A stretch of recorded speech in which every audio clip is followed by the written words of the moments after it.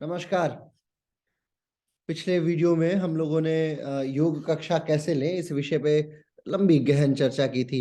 आज ये वीडियो मैं उस वीडियो के तुरंत बाद यानी कि लगभग 3 साढ़े 3 घंटे के बाद से शूट कर रहा हूँ, क्योंकि आज के तारीख में इक्वाडोर के वक्ता होंगे रात्रि के समय हमारा जब लेक्चर होना था, तो इसके लिए मैंने सोचा कि पूर्ववत ही हम लोग इस कक्षा को पूर्ण कर लेते हैं।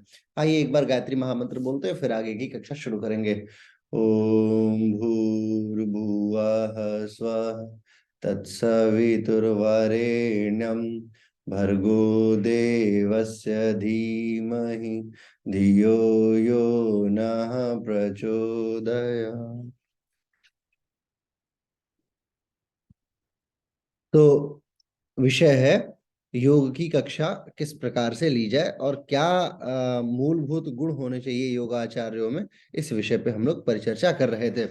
पिछला जो वीडियो था जिसमें मैंने काफी सारे विषयों को लिया था, देखिए मैं आपको दिखाता हूँ कि कैसे क्लास प्लानिंग करते हैं, जिसमें हमने कुछ टॉपिक्स को कवर करने की बात कही थी। फिर हमने देखा कि योगा क्लास होती क्या है और कितने प्रकार की क्लासेस होती है। फिर क्लाइंट्स के लिए जो क्लास डिज़ाइन करनी है उसमें ये गिफ्ट वा प्रोसेस जो है इसे क्या कहा जाता है और कैसे ये डिज़ाइन किया जाता है। फिर आसना क्लासेस की टाइमिंग्स क्या होनी चाहिए, है ना? फिर प्राणायामा क्लास, यहाँ तक हम लोग पहुँचे थे कि आखिर प्राणायामा या प्राणायाम जो है उसका प्रयोग किस प्रकार से किया जाना चाहिए। तो कुछ बातें मैं आपको बताता हूँ, इन बातों को ध्यान से समझिए।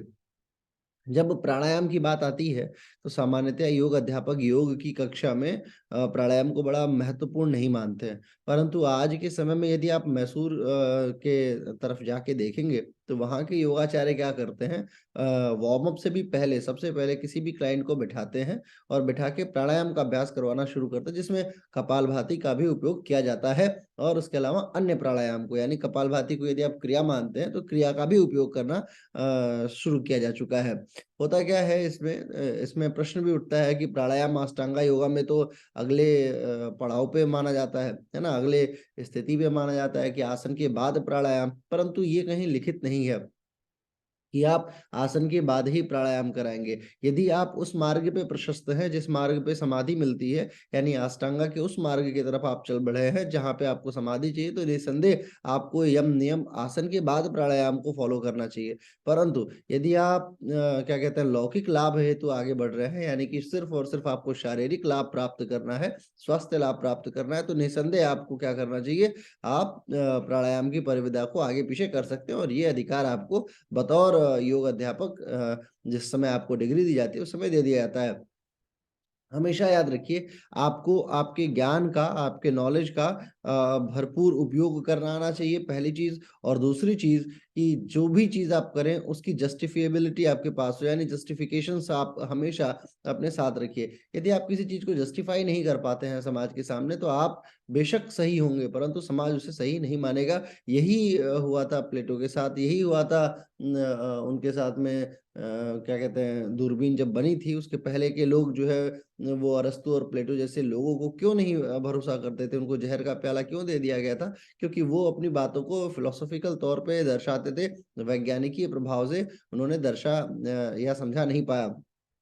जब केपलर आए और केपलर ने अपनी थियरी दी, तो फिर लोगों को लगा कि नहीं, नहीं, अरस्तू तो बहुत सही थे और प्लेटो भी बहुत सही थे, है ना? ऐसे ही सुकरात के साथ हुआ। तो आप हमेशा याद रखिए, आपका ज्ञान चाहे जितना भी हो, परंतु जब तक ये समाज उसे स्वीकार ना करे, तब तक आप अज्ञानी ही खुद को मानिए। हाँ, ये ज़रूर है कि आज का समाज स्वीकार करे या ना करे, आगे आने वाला समाज ज़रूर स्वीकार करेगा। तो जब भी आप प्राणायाम को इंट्रोड्यूस कीजिए, तो थोड़ा समय तो लीजिए। 10 से 15 मिनट, 10 मिनट तो आप मिनिमम प्राणायाम के लिए 1 घंटे की योग कक्षा में रखिए। ये 10 मिनट आप चाहे तो शुरुआत में कर सकते हैं और चाहे तो अंत में कर सकते हैं।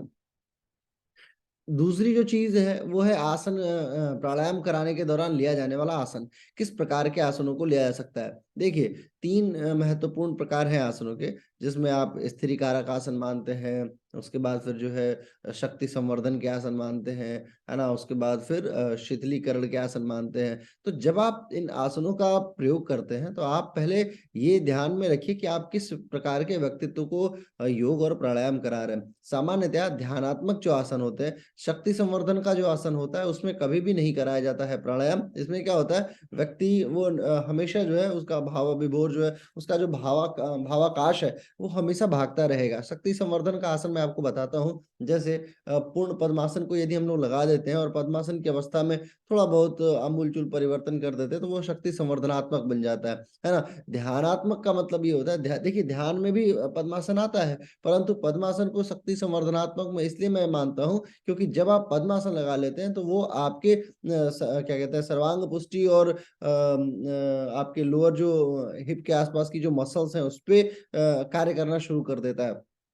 जिसको हम लोग क्या बोलते हैं, रेक्टस फेमोरिस बोलते हैं। तो ऐसे रेक्टस फेमोरिस मसल्स पे यदि डायरेक्ट कार्य करना शुरू हो जाए, कोई भी आपका आसन तो निसंदेह वो शक्ति संवर्धनात्मक हो जाता है। परंतु ध्यानात्मक कब इसे माना जाए? ध्यानात्मक भी पद्मासन को माना जाना चाहिए और माना जाता है भी।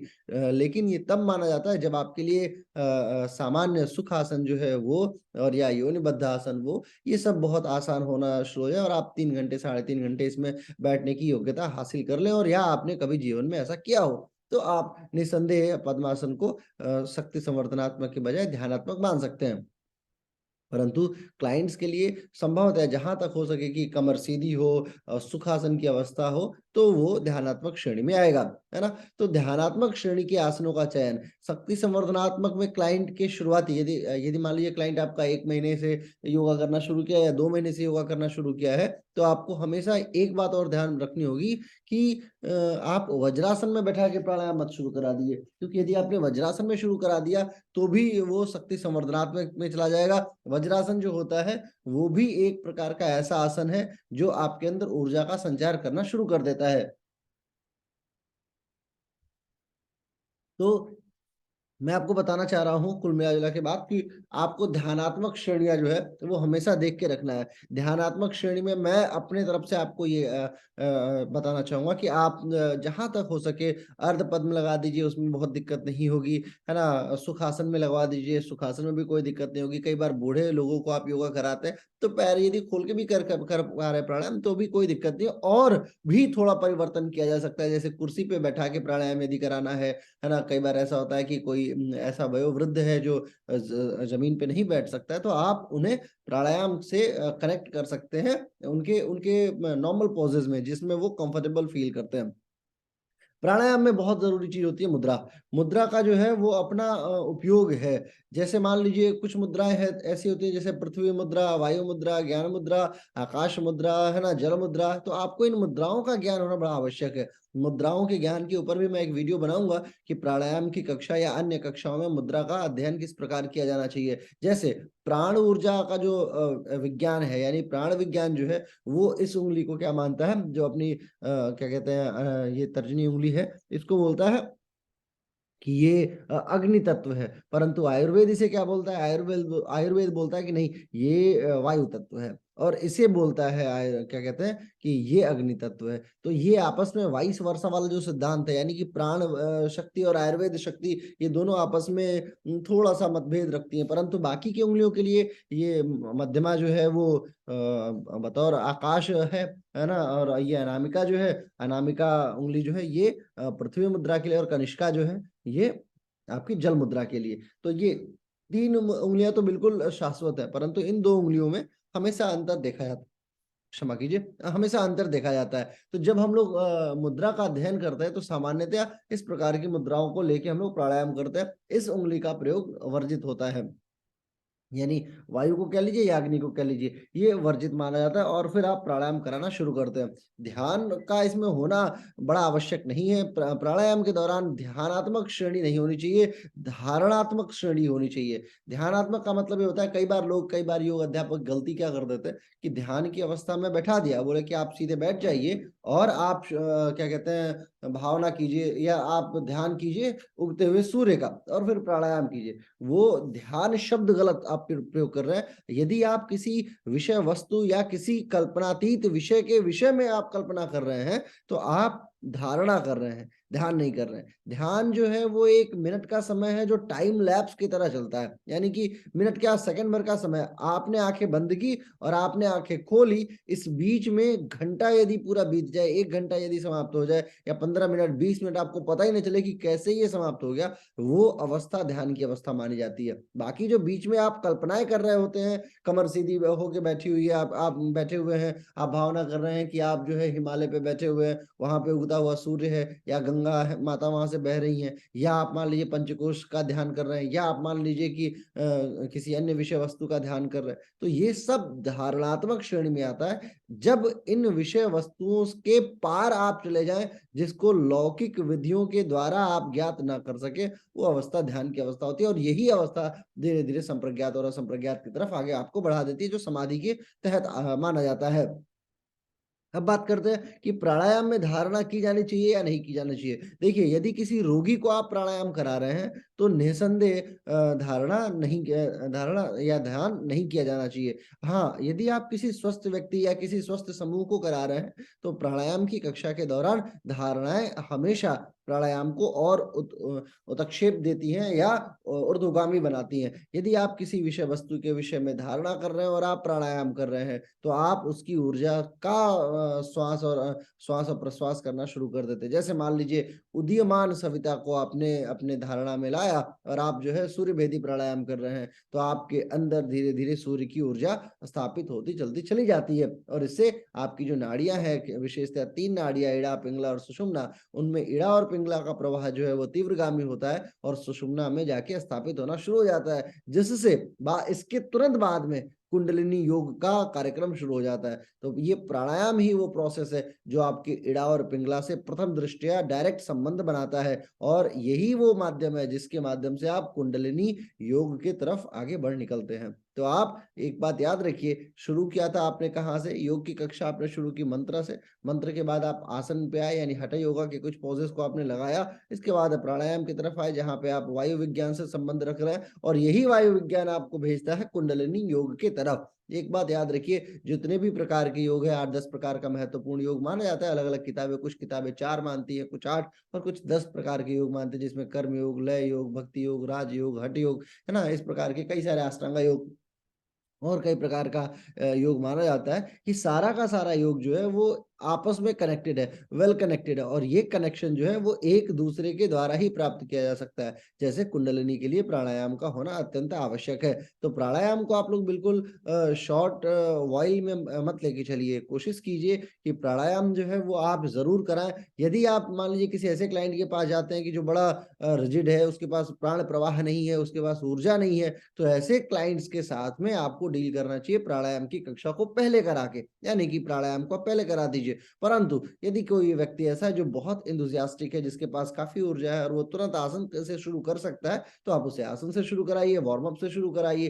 तो ऐसा नहीं है कि आप सारी क्लासेस में प्राणायाम पहले कराएँगे और आसन बाद में कराएँगे, नहीं। सारी क्लासेस के बजाय उन लोगों का चयन कीजिए, जो आपको लगता है कि इनकी ऊर्जा कम है या इनको ऊर्जा की और आवश्यकता है, इनके पास प्राण की कमी है, इनको प्राण की ज़्यादा आवश्यकता है, तो आप सबसे पहले उनको प्राण वायु से उन्हें परिपूर्ण कीजिए और हमेशा याद रखिए 5 आपको प्राण के दसों प्रकार बिल्कुल कंठस्थ होने चाहिए। यदि आप दसों प्राणों को नहीं पहचान पाते हैं, नहीं जान पाते हैं, नहीं जस्टिफ़ाई कर पाते हैं, तो आप प्राणायाम के शिक्षक नहीं बन सकते हैं। प्राणायाम का शिक्षक बनने के लिए हर उस शिक्षक को, जैसे गणित का शिक्षक बनने के लिए आपको अन्य थियरीज़ आनी चाहिए, जैसे a+b का होल स्क्वायर का फ़ॉर्मूला जो है, वो आपको याद होना अनिवार्य है गणित का शिक्षक होने के लिए। या आप मान लीजिए फिज़िक्स के भौतिकी के अध्यापक हैं, तो आपको आर्किमिडीज़ थियरी या बर्नौली थियरी, ये सब यदि आपको याद नहीं है, तो आप भौतिक विज्ञान के व्याख्याता नहीं बन सकते। ठीक उसी प्रकार यदि आप योग के व्याख्याता हैं, योग के अध्यापक हैं, तो आपको प्राणों के विषय में प्राणायाम के व्याख्याता हैं, तो प्राणों के विषय में आपको बिल्कुल कंठस्थी व्यवस्था होनी चाहिए आपके मस्तिष्क में। और ये कंठस्थीकरण कैसे संभावित है? आपको प्राणों के 10 प्रकार याद करके, जिसमें प्राण, अपान, समान, व्यान और उदान, ये 5 मुख्य प्राण हो गए और इनके सहयोगी प्राण भी होते हैं, नाग, कूर्म, कृकर, देवदत्त और धनंजय। तो आपको ये पता होना चाहिए कि कहाँ पे नाग की उपस्थिति है, कहाँ पे कूर्म की उपस्थिति है, कहाँ कृकर है, कहाँ देवदत्त एवं कहाँ धनंजय है। जब आप प्राणों के आयाम को सीख जाएंगे, फिर इसके बाद आता है क्रम मुद्रा का। किस प्रकार की मुद्रा से आपको वायु लेनी है, छोड़नी है, और कौन सा दूसरा प्रकार स्थित रहेगा मुद्रा के साथ में। हमेशा याद रखिए कि आपके 2 हाथ हैं, तो यदि आप एक हाथ से प्राणायाम कर रहे हैं तो दूसरा हाथ मुद्रा में व्यस्त होता है। और ये मुद्राएं कई प्रकार की संभावित हो सकती हैं, है ना, जैसे मूल में लगाया, फिर ऊपर ऊर्ध्वगामी लगाया, ये इस तरीके से, या ऊपर या नीचे, है ना। तो आपको ये याद रखना है। इधर तो आप प्राणायाम कर रहे हैं, लेकिन ये वाला हाथ क्या है, ये चक्रा बैलेंसिंग के लिए बड़ा उपयोगी साबित होता है। तो आप सिर्फ एक हाथ पे फोकस नहीं कर सकते, आपको मुद्रा विज्ञान भी आना चाहिए। प्राणायाम विज्ञान को समझने के लिए 3 बातें महत्वपूर्ण मैंने आपको बता दी। एक तो श्वास का ज्ञान विज्ञान आपको बहुत अच्छे तरीके से आए, नाड़ी विज्ञान आपको अच्छे से आना चाहिए, यानी कि किन प्रकार की नाड़ियों में आप प्राण के प्रवाह को भेज रहे हैं। आप एक बात याद रखिए, प्राण का जो प्रवाह है, यानी जो प्राणायाम है, ये किसी भी प्रकार से डायरेक्ट एसोसिएटेड नहीं है आपके सिर्फ श्वासानुगमन से। श्वासानुगमन का मतलब सिर्फ श्वास आए और श्वास जाए, या क्या कहते हैं, सिर्फ आप ऑक्सीजन इंप्रूव कर रहे हैं आपके ब्लड के अंदर, ये नहीं है। इसको तो इन डॉक्टर लोगों ने बताना शुरू किया। लोगों ने पूछा डॉक्टरों से, डॉक्टर्स भी आजकल रिकमेंड करते हैं कि योगा कीजिए, प्राणायाम कीजिए। तो लोगों ने पूछा डॉक्टर से, डॉक्टर साहब प्राणायाम का क्या लाभ है? तो डॉक्टरों ने बोलना शुरू कर दिया कि ऐसा ऑक्सीजन इंटेक बढ़ जाता है आपके ब्लड सेल्स के अंदर। बस यही बात योगाचार्यों को समझ में आ गई कि डॉक्टर साहब बोल रहे तो सही बोल रहे होंगे। अरे मूर्खो, एक बात ये याद रखो कि डॉक्टर साहब को तो ये पता ही नहीं है कि प्राण का सिद्धांत क्या है। और डॉक्टर साहब को अगर ये पता है कि ऑक्सीजन इंटेक बढ़ जाता है, तो सूर्य भेदी और चंद्र भेदी क्यों बनाया? फिर तो ऐसा हो कि नाक, दोनों नाकों से सांस ज्यादा लेना है, ज्यादा छोड़ना है, इससे ही इंटेक बढ़ जाएगा। एक एक से क्यों लेना है, या इनका अंतर क्यों है, या प्राणायाम के अलग अलग प्रकार क्यों है, नाड़ी शोधन क्यों है, नाड़ी शुद्धि जो है वो, उसके बाद फिर अनुलोम विलोम, फिर सूर्य भेदी, फिर चंद्र भेदी, फिर शीतली, फिर शीतकारी, फिर प्लावी, ये सब, ये सारी व्यवस्थाएं, इतनी सारी मुद्राएं, इतना सारा प्राणायाम दिया क्यों गया है, जब ऑक्सीजन इंटेक बढ़ाना है। तो आप योग के आचार्य हैं और आपको ये बात समझनी होगी। आपको नाड़ी विज्ञान से एसोसिएट करना है। प्राणायाम को वायु विज्ञान मत समझिए। आपकी वायु सिर्फ अंदर गई, आपके ट्रैकिया होते हुए, ब्रोंकियल ट्यूब से होते हुए, या ब्रोंकीज, ब्रोंकियल ट्यूब्स होते हुए एल्वोलाई सैक के माध्यम से ब्लड के अंदर पहुंच गई। सिर्फ ये प्राणायाम नहीं है। प्राणायाम विशेषता किस पे निर्भर करता है? नाड़ी विज्ञान पे। और आपको शरीर की 72,000 नाड़ियां याद हो ना हो, आपको उन 10 महत्वपूर्ण नाड़ियों का नाम बिल्कुल तरीके से याद होना चाहिए। यदि आपने उन 10 नाड़ियों के विषय में नहीं जाना है, या आप उन 3 नाड़ियों के विषय में नहीं जानते हैं जिन नाड़ियों के द्वारा योग की कक्षा संभावित होती है, तो आपको थोड़ा सा अध्ययन इस पे भी जरूरी है। मैं आगे आने वाले समय में इस पे भी एक वीडियो बनाऊंगा, जिसपे आप नाड़ी विज्ञान को अच्छे तरीके से समझ पाए। आगे चलते हैं। तो नाड़ी विज्ञान हो गया प्राणायाम का एक महत्वपूर्ण पार्ट। दूसरा पार्ट क्या हो गया? दूसरा पार्ट हो गया आपका क्या कहते हैं, आपका क्या कहते हैं, मुद्रा विज्ञान। मुद्रा विज्ञान के अलावा तीसरा महत्वपूर्ण पार्ट हो गया किस आसन में बैठा के आप प्राणायाम कराएंगे, टाइमिंग्स क्या होगी, प्राण विज्ञान आपको समझना है। ये 4-5 बातें प्राणायाम की कक्षा को यूनिक बना देता है, और फिर आप जाके प्राणायाम में स्थापित हो पाते हैं। एक बात याद रखिए, कपालभाति जो है, इस पे आप लोग बहुत ज्यादा डिबेट में पढ़ने के बजाय कि ये प्राणायाम है या नहीं है, इसके बजाय आप ये कोशिश कीजिए कि आप पार्टिसिपेट करें कि आपको कपालभाति करानी है। Kapalbhati basically is a breathing process, so you should continue with that, है ना। ब्रीदिंग प्रोसेस है, क्योंकि एक पुस्तक है जिसने कपालभाति को कपालभंसती कहा है। कपालभंसती यानी कि जो कपाल के अंदर प्रक्रियाएं हो रही हैं, है ना, श्वास प्रश्वास से संबंधित। तो ये लोग आपस में भी जो विद्वान हैं, इनके में मतभेद है कपालभाति को लेके, षटकर्म और क्या कहते हैं, प्राणायाम के तौर पे।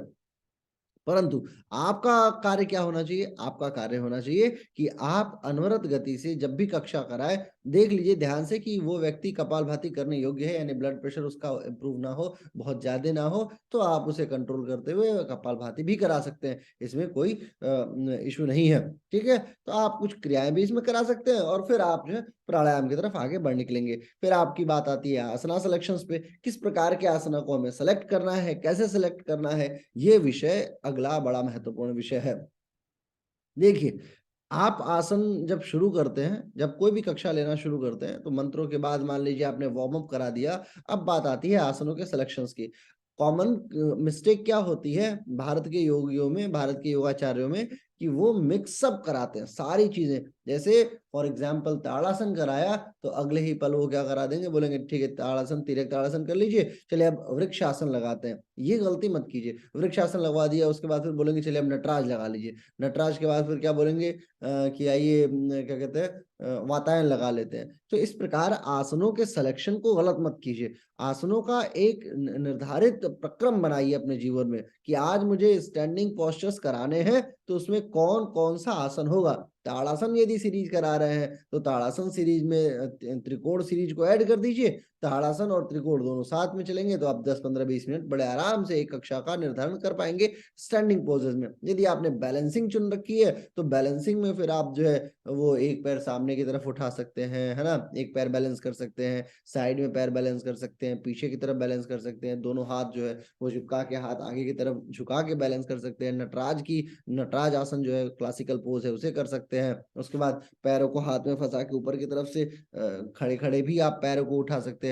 फिर आप क्या कहते हैं त्रिविक्रम आसन की पोज़ेज़ करा सकते हैं, उसकी पूरी सीरीज़ बनती है त्रिविक्रम की, वो करा सकते हैं। तो बैलेंसिंग में आपने आसनों का चयन किया। मान लीजिए आपने वज्रासन चयन किया है कि आज वज्रासन सीरीज चलेगी, तो वज्रासन में ऐसा नहीं है कि आप कभी वज्रासन में बैठा रहे हैं, कभी पद्मासन में बैठा रहे हैं, कभी सुखासन में बैठा रहे हैं, कभी लिटा के आसन करा रहे हैं, बिल्कुल नहीं। आपको वज्रासन सीरीज अगर आपने यदि चयन कर लिया है, तो आप कोशिश कीजिए कि जितने भी तमाम आसन है, वो सारा का सारा आसन वज्रासन सीरीज में ही कंटिन्यू हो। वज्रासन सीरीज की कंटिन्यूटी कैसे चलती है, वो मैं आपको बताता हूँ। मान लीजिए आपने वज्रासन में बैठाया, तो सबसे पहला आसन क्या होना चाहिए वज्रासन का, एक तो वज्रासन खुद में आसन है। अच्छा, एक बात और याद रखिए, बहुत सारे ऐसे आसन होते हैं जो डुअलिटी के तौर पे जाने जाते हैं। डुअलिटी का मतलब एक आसन में 2 आसन, और यही इसको अगर आप एडवांस योगा में आप जाते हैं जब, तो एडवांस योगा का मतलब क्या हुआ? शरीर को तोड़ना नहीं। एडवांस आसन का मतलब होता है जहाँ पे एक प्रक्रिया में, एक आसन की प्रक्रिया में कम से कम 2-3 आसन इन्वॉल्व हो जाए, तो वो एडवांस हो जाता है। जैसे मान लीजिए कि एडवांस किसे बोला जाता है कि ये बहुत एडवांस है? एडवांस का मतलब सामान्य से ज़्यादा। सामान्य का मतलब मान लीजिए अगर मैं कुर्ता पैजामा पहना हूँ तो मैं सामान्य हूँ। लेकिन यदि मैं वही जीन्स, फटी वाली जीन्स और टी-शर्ट और चश्मा और बाल जो है स्पाइक कट्स और बहुत सारी चीज़ें पहन लूँ, तो इसे क्या बोलेंगे कि अरे ये एडवांस है ना? जैसे मान लीजिए फ़ोन है, एक एंड्रॉइड का फ़ोन है जिसके पास बहुत सारा फंक्शन नहीं है, और एक आईफ़ोन है जिसके पास बहुत सारा फंक्शन है, तो आईफ़ोन को क्या बोलते हैं? Advance phone. ऐसे ही आसनों को अगर हम लोग देखा जाए, तो आसनों में एडवांसता कहाँ से आती है? जहाँ पे एक आसन को करने के लिए बहुत सारे आसनों का प्रयोग किया जाना शुरू हो जाए, या बहुत सारे आसनों के लाभ का वांछित लाभ एक आसन से प्राप्त किया जा सके, या ऐसा आसन जिसमें कई सारे आसन इन्वॉल्व हों, ऐसे आसनों के समूह को एडवांस आसन कहा जाता है। उदाहरण के तौर पे पूर्ण नटराज यदि आप जब लगाने जाते हैं, तो सबसे पहले आपने बैलेंसिंग का एक पोज लगाया जिसको अर्ध नटराज बोलते हैं। फिर धीरे-धीरे आपने हाथों को भी स्ट्रेच किया हुआ है, फिर जाके आप अपने पैरों को ऊपर की तरफ स्ट्रेच करते हैं, यानी कि ये पूरी प्रोसेस ईज़िली नहीं हो जाती है। आपने इस आसन को करने के लिए शोल्डर ओपनिंग से संबंधित बहुत सारे आसनों को परिपूर्ण किया होगा। फिर जाके आपका शोल्डर ओपन हुआ होगा, और तब जाके आप बहुत ईज़िली नटराज लगा ले रहे हैं, पूर्ण नटराज लगा ले रहे हैं। अर्ध नटराज के लिए या सामान्य नटराज आसन के लिए कोई बहुत ज़्यादा योग्यता नहीं चाहिए, सिर्फ़ आपको हाथ से पैर पकड़ना है और ऊपर की तरफ उठा देना है। ईज़ी हो जाएगा फिर आपके लिए, फिर आप उस आसन को करने में आपको कोई परेशानी नहीं होगी। परंतु जब एडवांस करना होगा तो अब बात आती है वज्रासन सीरीज़ की। वज्रासन सीरीज़ में आप वज्रासन में बैठ गए, और सबसे पहला आसन आपने चुना कौन-सा? वज्रताड़, है ना? वज्रासन में बैठा के किसी को ताड़ासन कराया, फिर वज्र का तिर्यक ताड़ हो गया, फिर वज्र का कटी चक्र हो गया।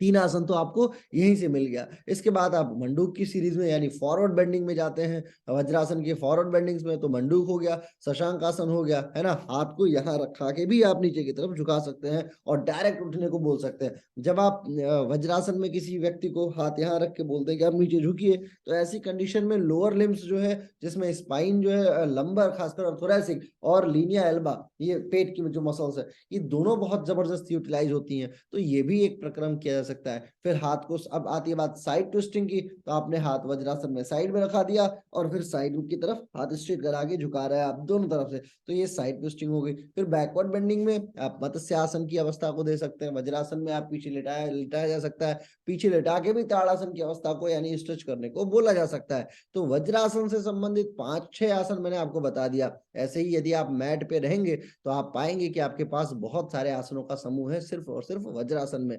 हर आसन के पास पर्याप्त आसन है। एक बात हमेशा याद रखिए कि जो जितना अच्छा वेरिएशन और अपने लीक अपने लाइन पे जो बना रहे, वो व्यक्ति ही अच्छा उपयोगी आसन करा सकता है और वो अच्छे तरीके से क्या कहते हैं, अच्छा योगाचार्य बन सकता है।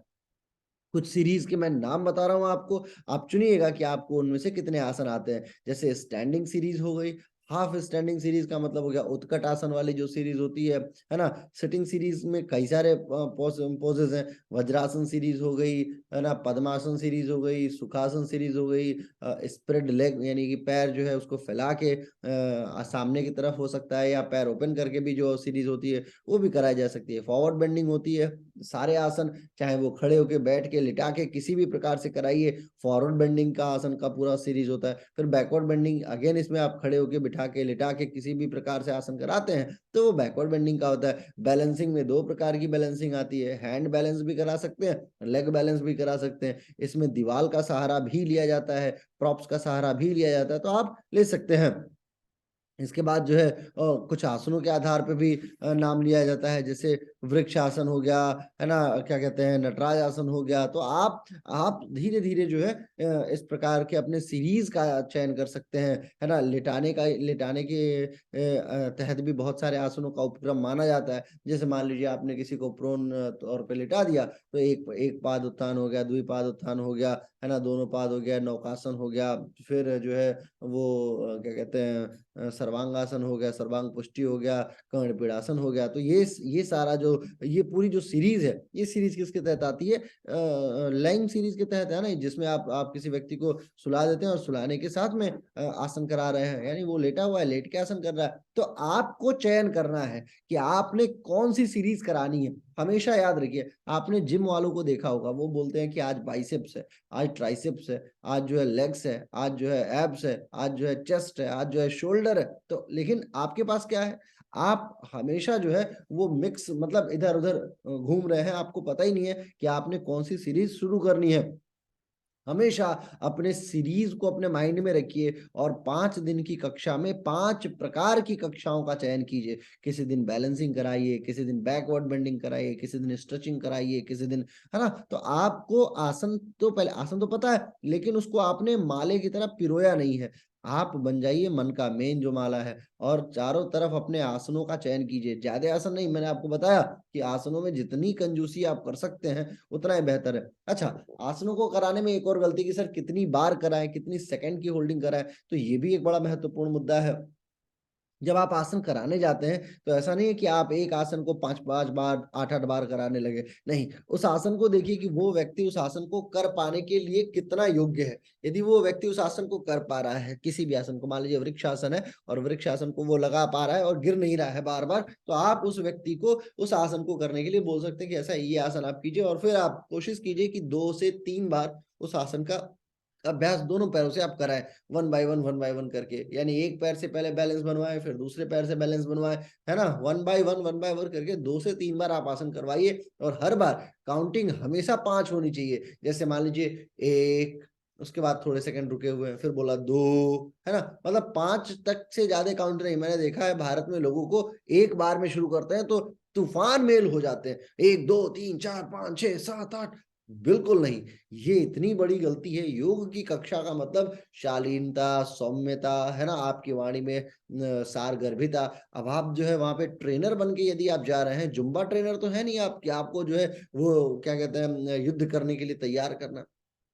हमेशा याद रखिए, योग का अध्यापक सौम्यता के कारण से अध्यापक बनता है, ना कि तीव्रता के कारण से। तो सौम्य बनना किसी भी अध्यापक का सर्वाधिक अत्यंत महत्वपूर्ण गुण माना जाता है। ये नहीं कि वो असौम्य हो गया और असौम्यता के कारण से आप उसको स्वीकार कर रहे हैं कि ये योग के बड़े अच्छे अध्यापक हैं, हमेशा ऊर्जावान बने रहते हैं। सुबह से लेके शाम तक में अपनी वाग ऊर्जा को भी बचाना आपका कार्य है। आप एक बात हमेशा याद रखिए कि एक किताब मैंने पढ़ी, एक पुस्तक है, बड़ी आध्यात्मिक पुस्तक, उसमें लिखा है कि योग आचार्य जो बात बोलते हैं वो सत्य हो या नहीं ये नहीं पता, लेकिन जो वो बोल देते हैं वही सच बन जाता है, सच उसे बनना पड़ता है। ये एक कथा के तहत आता है जिसमें दुर्वासा ऋषि की कहानी आती है कि दुर्वासा ऋषि ने बोला था कि ग्वाले जो थे वो आए थे कृष्ण भगवान को दही देने के लिए। तो दही देने के लिए आए तो उन्होंने बोला कृष्ण भगवान ने कि ऐसा है कि उधर यमुना पार दुर्वासा ऋषि का आश्रम है, आप उनको भी दे के आइए। तो वो बोले कि प्रभु यमुना जी बह रही हैं और उफान पे हैं, कैसे जाएंगे? तो कृष्ण भगवान ने बोला जाओ यमुना से कहना कि हे यमुना माता, यदि कृष्ण ने कभी पूरे जीवन में किसी गोपी की तरफ आंख भी उठा के ना देखा हो तो आप मुझे रास्ता दीजिए। तो ग्वाले हंसने लगे, बोले ये तो बड़ा मूर्ख बना रहा है मुझे, क्योंकि उस समय तो उन्हें पता नहीं था कि ये भगवान है, लेकिन उन्हें भान था इस बात का। वो हंसने लगे, बोले ये कृष्ण बेवकूफ बना रहा है, आज डुबाएगा, लेकिन चलो कहा है तो कहे आते हैं। जाके बोले, यमुना जी ने रास्ता दे दिया। उधर जो है दुर्वासा ऋषि ने बहुत चाव से उसे खाया, जो दही थी और मक्खन था। मक्खन खाने के बाद उन्होंने बोला कि इन लोगों ने प्रार्थना की प्रभु जाना है वापस, यमुना जी कैसे पार करेंगे? तो उन्होंने बोला जाओ यमुना को बोल देना कि यदि दुर्वासा ऋषि ने जीवन में कभी घास के अलावा कुछ भी ना खाया हो तो आप मुझे रास्ता दे दीजिए। तो ये फिर बेचारे, अब ये दुर्वासा ऋषि के सामने तो कुछ बोल नहीं सकते थे, क्योंकि ये जो व्यवस्था चल रही थी वो देख रहे थे कि ये अभी-अभी आदमी ये खाया है ना? पूरा का पूरा मक्खन खा गया और बोल रहा है ज़िंदगी में कभी घास के अलावा कुछ ना खाया हो तो रास्ता दे दो। अब तो पक्का डूबना है। जाके देखा तो यमुना जी से बोला, यमुना जी फिर रास्ता दे दी। अब लोग आश्चर्य में कि आखिर ये चल क्या रहा है? तो ये इसी इसी कहानी के सार में आता है कि हर वो व्यक्ति जो गायत्री साधक है, हर वो व्यक्ति जो योग से संबंधित है, हर वो व्यक्ति जो प्राण ऊर्जा से संबंधित है, उसकी वाग ऊर्जा उसका साथ देती है। उसकी मंतव्यता यानी कि प्रेम के तहत उन्होंने उसका सेवन तो किया, परंतु उसे अंतरंग, उसे भाव के साथ में, मतलब उसे उस लिप्सा के साथ में अंदर नहीं लिया जिस लिप्सा के साथ में हम सभी सेवन करते हैं। उन्होंने उस प्रेम के सम्मान स्वरूप लिया। जो भाव के साथ में जो वो अपने लिए स्वीकार करते थे दुर्वासा ऋषि, वो तो घास ही था जिसे घास के तौर पे खाते थे। और जब वो खा रहे थे तो भी वो ये महसूस करके खा रहे थे कि वो घास ही खा रहे हैं। उन्होंने अपने टेस्टिंग बड्स को उपयोग में नहीं लिया, यानी उसने उन्होंने कभी उस स्वाद को नहीं चखा जिस स्वाद के कारण से वो दही या वो मक्खन बनता था। इसी के तहत उन्होंने वो बात कही और वो बात सच साबित हुई। इसलिए योग आचार्य जो बात कहते हैं उस पे सत्यता सिद्ध होती है, परंतु ये तभी संभावित है जब आप अपनी वाग ऊर्जा को बचा के रखें। यदि आप दिन भर जो है उल्टा सीधा बोलते रहेंगे, खूब सारी गलत बातें बोलते रहेंगे, आपके पास मंत्र की शक्ति नहीं है, आपके पास अपनी प्राण ऊर्जा नहीं है, आपकी वाणी में दिव्यता नहीं है, तो आप योग अध्यापक नहीं, फिर आप ट्रेनर बन के रह जाएंगे। इसलिए हमेशा याद रखिए कि काउंटिंग प्रोसेस वगैरह में आप अपने अंदर ऊर्जा का चयन कीजिए। और फिर बात आती है वार्म अप के सिलेक्शंस के। वार्म अप में आपको 2-3 बातें हमेशा ध्यान रखनी है। किस प्रकार का वार्म अप होता है? एक होता है सूक्ष्म व्यायाम। सूक्ष्म व्यायाम का मतलब समझते हैं क्या है? सूक्ष्म व्यायाम का मतलब आपने गर्दन को ऊपर-नीचे अप एंड डाउन किया, साइड किया, स्ट्रेच किया। यानी कि एक जो जॉइंट मिला आपको, आपने उस जॉइंट के ऊपर कार्य कर लिया। फिर आती है बात उँगलियों की, फिर उँगलियों के बाद में रिस्ट जो कार्पल्स, टार्सल्स, मेटाटार्सल्स, है ना? फिर एल्बोज़, फिर शोल्डर्स, फिर चेस्ट से संबंधित श्वास आपने लिया, फिर एब्डोमेन से संबंधित, है ना? तो ये हो गया सूक्ष्म व्यायाम। ऐसे पैरों के साथ में किया जा सकता है। फिर दूसरा आता है रनिंग, जिसमें आप दौड़ाते हैं व्यक्ति को, जैसे पीटी होती है ना, वैसे कराते हैं। कई बार हमें पीटी की भी आवश्यकता होती है। कुछ लोगों के अंदर बहुत जल्दी मेटाबॉलिक प्रोसेस स्टार्ट ही नहीं होता, एनर्जी आती ही नहीं है उनके अंदर, वो बहुत तेज़ी से उनकी शरीर हीट नहीं होती। तो ऐसे लोगों के साथ में जिनके शरीर में हीट जनरेशन का प्रोसेस बहुत स्लो है, आप उनको थोड़ा दौड़ा भगा सकते हैं। खास करके उन्हें जो बहुत ज़्यादा, जिनकी बीएमआई ओवर है, बीएमआई का मतलब होता है body mass index. Body mass index जो है वो आप गूगल के माध्यम से भी निकाल सकते हैं, उसका एक फ़ॉर्मूला भी होता है, परंतु आप गूगल यूज़ कीजिए। उसमें क्या पूछता है, व्यक्ति का क्या कहते हैं, व्यक्ति की हाइट पूछता है, व्यक्ति का वज़न पूछता है और कुछ जगह तो व्यक्ति का जन्म ईयर भी पूछा जाता है, लेकिन जन्म ईयर वाला नहीं है अभी फ़िलहाल, जो जन्म वर्ष होता है। परंतु हाइट और वेट से बीएमआई निकाली जाती है और इससे पता लग जाता है कि वो व्यक्ति कितना फिट है, कितना अनफिट है।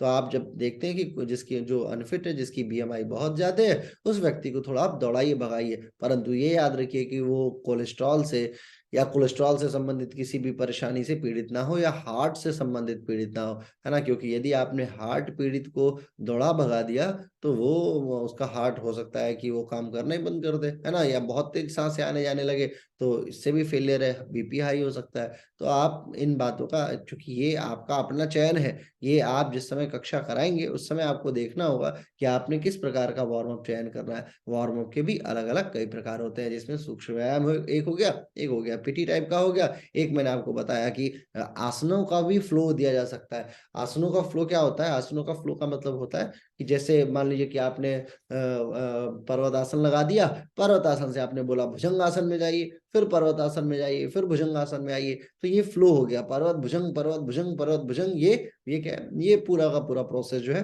वो आसनों के फ्लो में आ गया। ये भी वार्म अप के तौर पे यूज किया जाता है। इसी पर्वत भुजंग में आपने एक पाद उत्थान लगा दिया कि एक पैर उठा के फिर पर्वत भुजंग होना है ना, फिर आपने अश्व संचालन इसी में दे दिया। तो ये पूरी प्रोसेस, फिर सूर्य नमस्कार का भी एक पूरा का पूरा वार्म अप है। सूर्य नमस्कार को जब आप बहुत धीरे धीरे धीरे धीरे शुरू करते हैं और धीरे धीरे वो तेजी की तरफ जाते हैं, है ना, एक के बजाय दो, दो के बजाय चार, पांच, छह, सात, आठ, नौ, 10, 20, 20, 50, 50 सूर्य नमस्कार लोग करते हैं। जब आप ये कराते हैं तो वो भी वार्म अप के तौर पे स्थापित माना जाता है। फिर लास्ट आता है प्राणायाम प्रोसेस। आप प्राणायाम के थ्रू इनफैक्ट सांस को अपने अंदर रोक के उसकी ऊर्जा से भी अपनी कोशिकाओं के अंदर प्राण आप भर सकते हैं। आपने कभी ये प्रयोग नहीं किया होगा, मैं किसी दिन आपको कराऊंगा कि आप कैसे अपनी आंखों को लाल कर लेंगे, अपने सारे के सारे ब्लड सेल्स को बहुत तेजी से शरीर के अंदर दौड़ा सकते हैं प्राण को अंदर होल्ड करके। तो ये भी है वार्म अप सिलेक्शन का। और ये हमेशा याद रखिए किस आधार पर स्थापित होता है? ये आधार होता है इसका कि आपने उस व्यक्ति के उम्र को ध्यान दिया या नहीं दिया, यानी उस व्यक्ति का उम्र क्या है ना, उसका इंटरेस्ट कितना है, वो कितना कर पाएगा। तो आपको वार्म अप सिलेक्शंस में उस व्यक्ति का उम्र भी ध्यान देना है। अब बात करते हैं टीचिंग मेथोडोलॉजी की। टीचिंग मेथोडोलॉजी जो शब्द है, इसका मतलब होता है कि अध्यापन का कुछ गुण होता है, कुछ प्रकार होता है ना। टीचिंग मेथोडोलॉजी जो है वो बेसिकली एक मेथड है जो अध्यापक जो है वो चयन करते हैं किसी भी व्यवस्था को समझाने के लिए। जैसे मान लीजिए कि मैंने आपको आपने जो है मुझे हायर किया बतौर योग अध्यापक, और आप ये जानना चाहते हैं कि सर मेरा वजन ठीक कैसे होगा, आप मुझे बताइए। तो मैं जिन आसनों का चयन कर रहा हूँ, उन आसनों को यदि मैं डिस्क्राइब नहीं कर पा रहा हूँ, तो इसके कुछ प्रकार भी हैं, जिसमें टीचर सेंटर्ड मेथड है, लर्नर सेंटर्ड मेथड है, कंटेंट फोकस मेथड है, इंटरेक्टिव है, पार्टिसिपेटिव है। तो कुछ मेथड भी होता है टीचिंग मेथोडोलॉजी में, परंतु इनका प्रकार मैं आपको समझाता हूँ। मान लीजिए कि मैंने कुछ आसनों का चयन अपने मस्तिष्क में कर रखा है कि आज के 1 महीने बाद मैं इनको अच्छे से आसन कराना शुरू करूँगा, अभी तो धीरे-धीरे प्रोसेस में लेके चल रहा हूँ। लेकिन मैंने क्लाइंट को नहीं बताया। ये क्या हो गया? ये टीचर सेंटर्ड हो गया। मतलब वो व्यक्ति अवेयर नहीं है, आपकी अवेयरेबिलिटी, आप जो है ज़्यादा अवेयर हैं, आपकी जो एडेप्टेबिलिटी है, जो आप एडॉप्ट करने का गुण है आपके आसनों का, वो ज़्यादा है बियॉन्ड ऑफ आपने छात्र को नहीं बताया। पर दूसरा जो है वो छात्र, दूसरा जो प्रकार है उसमें आपने छात्र को बता रखा है, परंतु छात्र फोकस है। छात्र ने आपको हायर किया, मान लीजिए मुझे योगा करना है और मैंने आपको हायर किया, तो मुझे पता है कि मुझे क्या करना है, परंतु आप जो है उस व्यवस्था को बता पाने या करा पाने में अक्षम हो जाते हैं कई बार। कि वो व्यक्ति, आप जैसे मान लीजिए हम लोग जब किसी एडवांस रिट्रीट्स वगैरह में योगा टीचर्स को लेके जाते हैं या टीटीसी में जाते हैं, तो देखते हैं उसमें बच्चा बहुत अच्छा आसन कर पाता है जो हम भी नहीं कर पाते, परंतु हम उस बात को कराने के लिए योग्यतम सिद्ध हो, ये बड़ा जरूरी है। तो आप देखिए हमेशा ये टीचर सेंटर्ड और स्टूडेंट सेंटर्ड का हमेशा माहौल जो है, ये क्या कहते हैं, बीएड में इसका मतलब अलग होता है, परंतु योगा टीचिंग में इसका मतलब पूर्णतः अलग है। कैसे अलग है वो मैं आपको समझाता हूँ। जैसे मान लीजिए आपको किसी को, आपको थायराइड से संबंधित किसी का रोग सॉल्व करना है, या किसी का लिवर से संबंधित रोग सॉल्व करना है, या किसी को सोरासिस है, स्किन से संबंधित कोई रोग है, उसको सॉल्व करना है। अब आप स्किन से संबंधित रोग को सॉल्व करने के लिए बिना आयुर्वेद के सहारा लिए सिर्फ आसनों के अनुप्रयोग से ठीक ही नहीं कर सकते। तो ऐसी कंडीशन में आपको आसन तो कराना ही होगा। जब आप आसन करा रहे हैं तो हर आसन को आप जस्टिफाई कर पाए कि ये किस प्रकार से स्किन से संबंधित है। जैसे मोटापे पेट को कम करने के लिए एक बड़ा अच्छा आसन माना जाता है कि आप सर्वांगासन करा दीजिए, आप जो है हलासन करा दीजिए। ये दोनों आसन जो है वो बेहतरीन आसन माना जाता है पेट को कम करने के लिए। लेकिन 1 घंटे की क्लास में सिर्फ ये नहीं कराया जा सकता, है ना? उसमें बहुत सारा वेरिएशन चाहिए होता है। तो उन वेरिएशंस को जब आप जानते हैं और उसको डिस्क्राइब करना जानते हैं, तो वो टीचर सेंटर्ड हो जाता है। जब उसे आप बच्चों को बता देते हैं, यानी अपने छात्रों को बताते हैं, तो वो भी छात्र संबंधित भी हो गया। फिर आप कभी अपने कंटेंट से, फोकस से हटे ही नहीं। जैसे मान लीजिए आपको पेट कम करना है, तो आप नौकासन करा रहे हैं, एक पाद उत्थान कर रहे हैं, द्विपाद उत्थान करा रहे हैं, पूर्ण नौकासन करा रहे हैं, है ना? धनुरासन की व्यवस्था भी दे रहे हैं, उसी में हलासन दे रहे हैं, सर्वांगासन दे रहे हैं, सर्वांग पुष्टि दे रहे हैं, आकर्ण धनुरासन दे रहे हैं। तो ये सारी व्यवस्था जो है वो आती है आपके क्या कहते हैं कंटेंट फोकस पे, जो कार्य करना है सिर्फ उस पे। अब आप वजन घटाने के लिए, पेट घटाने के लिए वृक्षासन नहीं लगवा रहे हैं, आप वजन घटाने के लिए क्या कहते हैं नटराज आसन नहीं लगवा रहे हैं। मतलब आपने बैलेंसिंग नहीं देनी है, आपने वो आसन देना है जिन आसनों के आधार पे व्यक्ति अपने आप को बिल्कुल अपने रिजल्ट की तरफ फोकस हो। परंतु योग शास्त्र एक बात और कहता है कि हमेशा योग का जो आधुनिक विज्ञान है वो ये बात कहता है, शास्त्र नहीं, कि हमेशा आपको मसल्स के ऊपर जब भी कार्य करनी होती है तो मसल्स को व्यापक आराम देना बड़ा जरूरी होता है। इसलिए हमेशा कोशिश कीजिए कि आपने यदि आज एक मसल पे कार्य किया है तो कल दूसरे मसल्स पे कार्य करें। ऐसा नहीं कि पेट में जो है वो कंटिन्यू एक ही मसल्स है और आप एक ही मसल्स पे कंटिन्यू कार्य कर सकते हैं। पेट में भी बहुत प्रकार की मसल्स हैं। मूल तौर पे 1, 2, 3 प्रकार की तो मसल्स हमें देखने को मिलती हैं। तो इन तीनों प्रकार पे सामान्य भाषा में समझिए तो जो मध्य की है, जो लेफ्ट का हिस्सा है और एक राइट का हिस्सा है। तो इन तीनों हिस्सों पे तो आप कार्य कर ही सकते हैं। तो इस प्रकार से आपको अपने कंटेंट में हमेशा थोड़ा-थोड़ा मॉडिफिकेशंस भी चाहिए होता है। और फिर आता है इंटरैक्टिव। इंटरैक्टिव का मतलब हो गया कि आप जो पूछते हुए कार्य कर रहे हैं, आपने बातें शुरू कर रखी हैं कि दुनियादारी, जैसे मान लीजिए सामान्यतः जो कंपनी के जो ओनर्स होते हैं, बड़ी-बड़ी कंपनियों के, ये बातचीत करना बड़ा पसंद करते हैं। आपने एक बार योग कक्षा शुरू कर दी, तो वो 5 साल, 6 साल चल जाती है। क्यों? क्योंकि उसे बात करने के लिए कोई एक व्यक्ति चाहिए। सामान्यतः महिलाएँ जो जो जिनका हृदय जो है वो बड़ा कमज़ोर होता है, हृदय चक्र कमज़ोर होता है, ऐसी महिलाएँ भी इसी प्रकार की कक्षा करती हैं। वो क्या करती हैं, आपसे अपनी बातें साझा करती हैं और आपसे वो ये अपेक्षा करती हैं कि आप उनको उनकी परेशानियों का व्यापक सॉल्यूशन दे पाएँगे। तो ये सारी बातें जो हैं, ये आती हैं आपके टीचिंग मेथोडोलॉजी के तहत। टीचिंग के कुछ सिद्ध मेथड्स भी होते हैं, आपको उन मेथड्स को समझना चाहिए। एक तो मैंने आपको बताया कि टीचर सेंटर्ड इंस्ट्रक्शंस होता है कि जो टीचर कहता जाए, चुपचाप से आप कक्षा में गए, रिज़र्व रहे, अपनी क्लास ली, क्लास से बाहर आ गए। ये प्राइवेट क्लासेस में बिल्कुल नहीं चलेगा, है ना? प्राइवेट क्लासेस में आप अगर काम ऐसे करने लगेंगे तो फिर आप जो है योग की मार्केट को खराब कर देंगे। ये काम वहाँ चलता है जहाँ पे आपको 1 बार या 2 बार के लिए जाना है और फिर सिखा के वापस चले आना है। तो ऐसी जगहों पे टीचर सेंटर्ड चलेगा, कोई दिक्कत नहीं है। टीचर सेंटर यानी कि आप ही केंद्र बिंदु बने पड़े हैं समस्त कक्षा का, है ना? आपका कोई इंटरेक्शन बहुत ज़्यादा नहीं है छात्रों के साथ में, बहुत ज़्यादा इन्वॉल्वमेंट नहीं है आपका छात्रों के साथ में, और आप कक्षा लेते हैं, योग की कक्षा पूर्ण करते हैं और वापस आ जाते हैं। स्मॉल ग्रुप इंस्ट्रक्शंस जो होता है, उसमें आपको कोशिश ये करनी चाहिए, हर व्यक्ति के साथ में आप संपर्क बनाएँ, हर व्यक्ति से बात करें, 2-3 बार बातें करें, उन बातों के साथ अपने भावों को साझा करें और भावों को साझा करते हुए फिर आप अपनी कक्षा को पूर्णता की तरफ लेके जा सकते हैं। फिर आता है project based learning. Project based का क्या मतलब हुआ?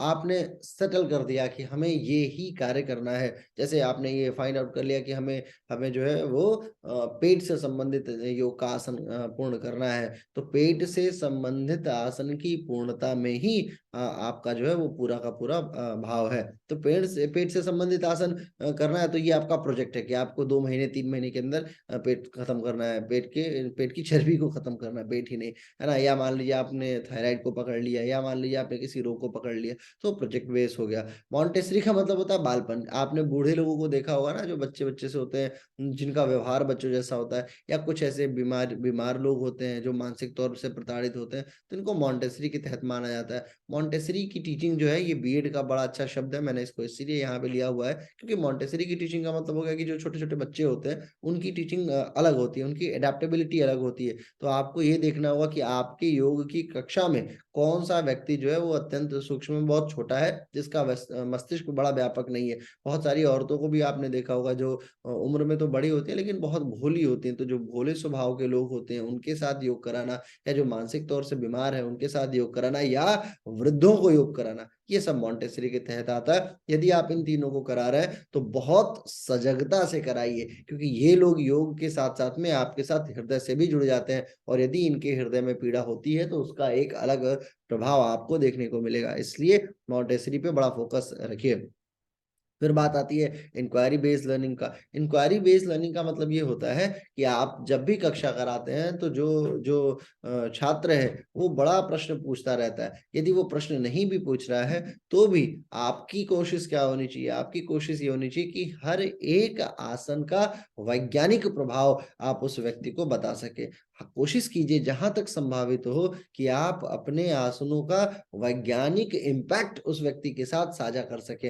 यदि आपने मान लीजिए तिर्यक ताड़ासन कराया है तो आपको ये पता होना चाहिए कि आपने जो यदि लेफ्ट में कराया है या राइट में कराया है तो उससे पैनक्रियास पे इम्पैक्ट आ रहा है, पैनक्रियास के अंदर अल्फा बीटा गामा सेल्स हैं उस पे इम्पैक्ट आ रहा है, इंसुलिन पे इम्पैक्ट आ रहा है ना, इंसुलिन के अलावा जो है और अन्य व्यवस्थाओं पे इम्पैक्ट आ रहा है। पूरा का पूरा आपके अंदर का जो सिस्टम है जिसमें शुगर जिसको बोलते हैं वो मेटाबॉलिज्म और इस प्रकार के लाभों का अनुसरण आपका ये आसन कर रहा है। या जैसे मान लीजिए आपने किडनी से संबंधित कोई आसन करा है तो आपको पता होना चाहिए मेडुला कॉर्टेक्स क्या होती है, क्या होता है, हाइलम क्या होता है ना, उसके अंदर की जो ग्रंथियां हैं, नेफ्रॉन्स क्या होता है और कैसे वो कार्य कर रही है, एड्रेनलिन क्या होता है, एड्रेनलिन से संबंधित हार्मोन्स क्या होता है। तो ये क्या होता है, एक दूसरे से जब आप वार्ता करते रहते हैं तो आप एनाटॉमिकल पर्सपेक्टिव भी अपडेट करते हैं, ये भी एक बड़ा महत्वपूर्ण है। फिर आती है बात फ्लिप्ड क्लासरूम का। मतलब ये सामान्यतः ग्रुप कक्षाओं में होता है, जैसे वियतनाम वगैरह में क्या है, एक ही जगह पे कई सारा क्लास चल रहा है ना, नीचे फर्स्ट फ्लोर पे अलग योगा, सेकंड फ्लोर पे अलग योगा, थर्ड फ्लोर पे अलग योगा।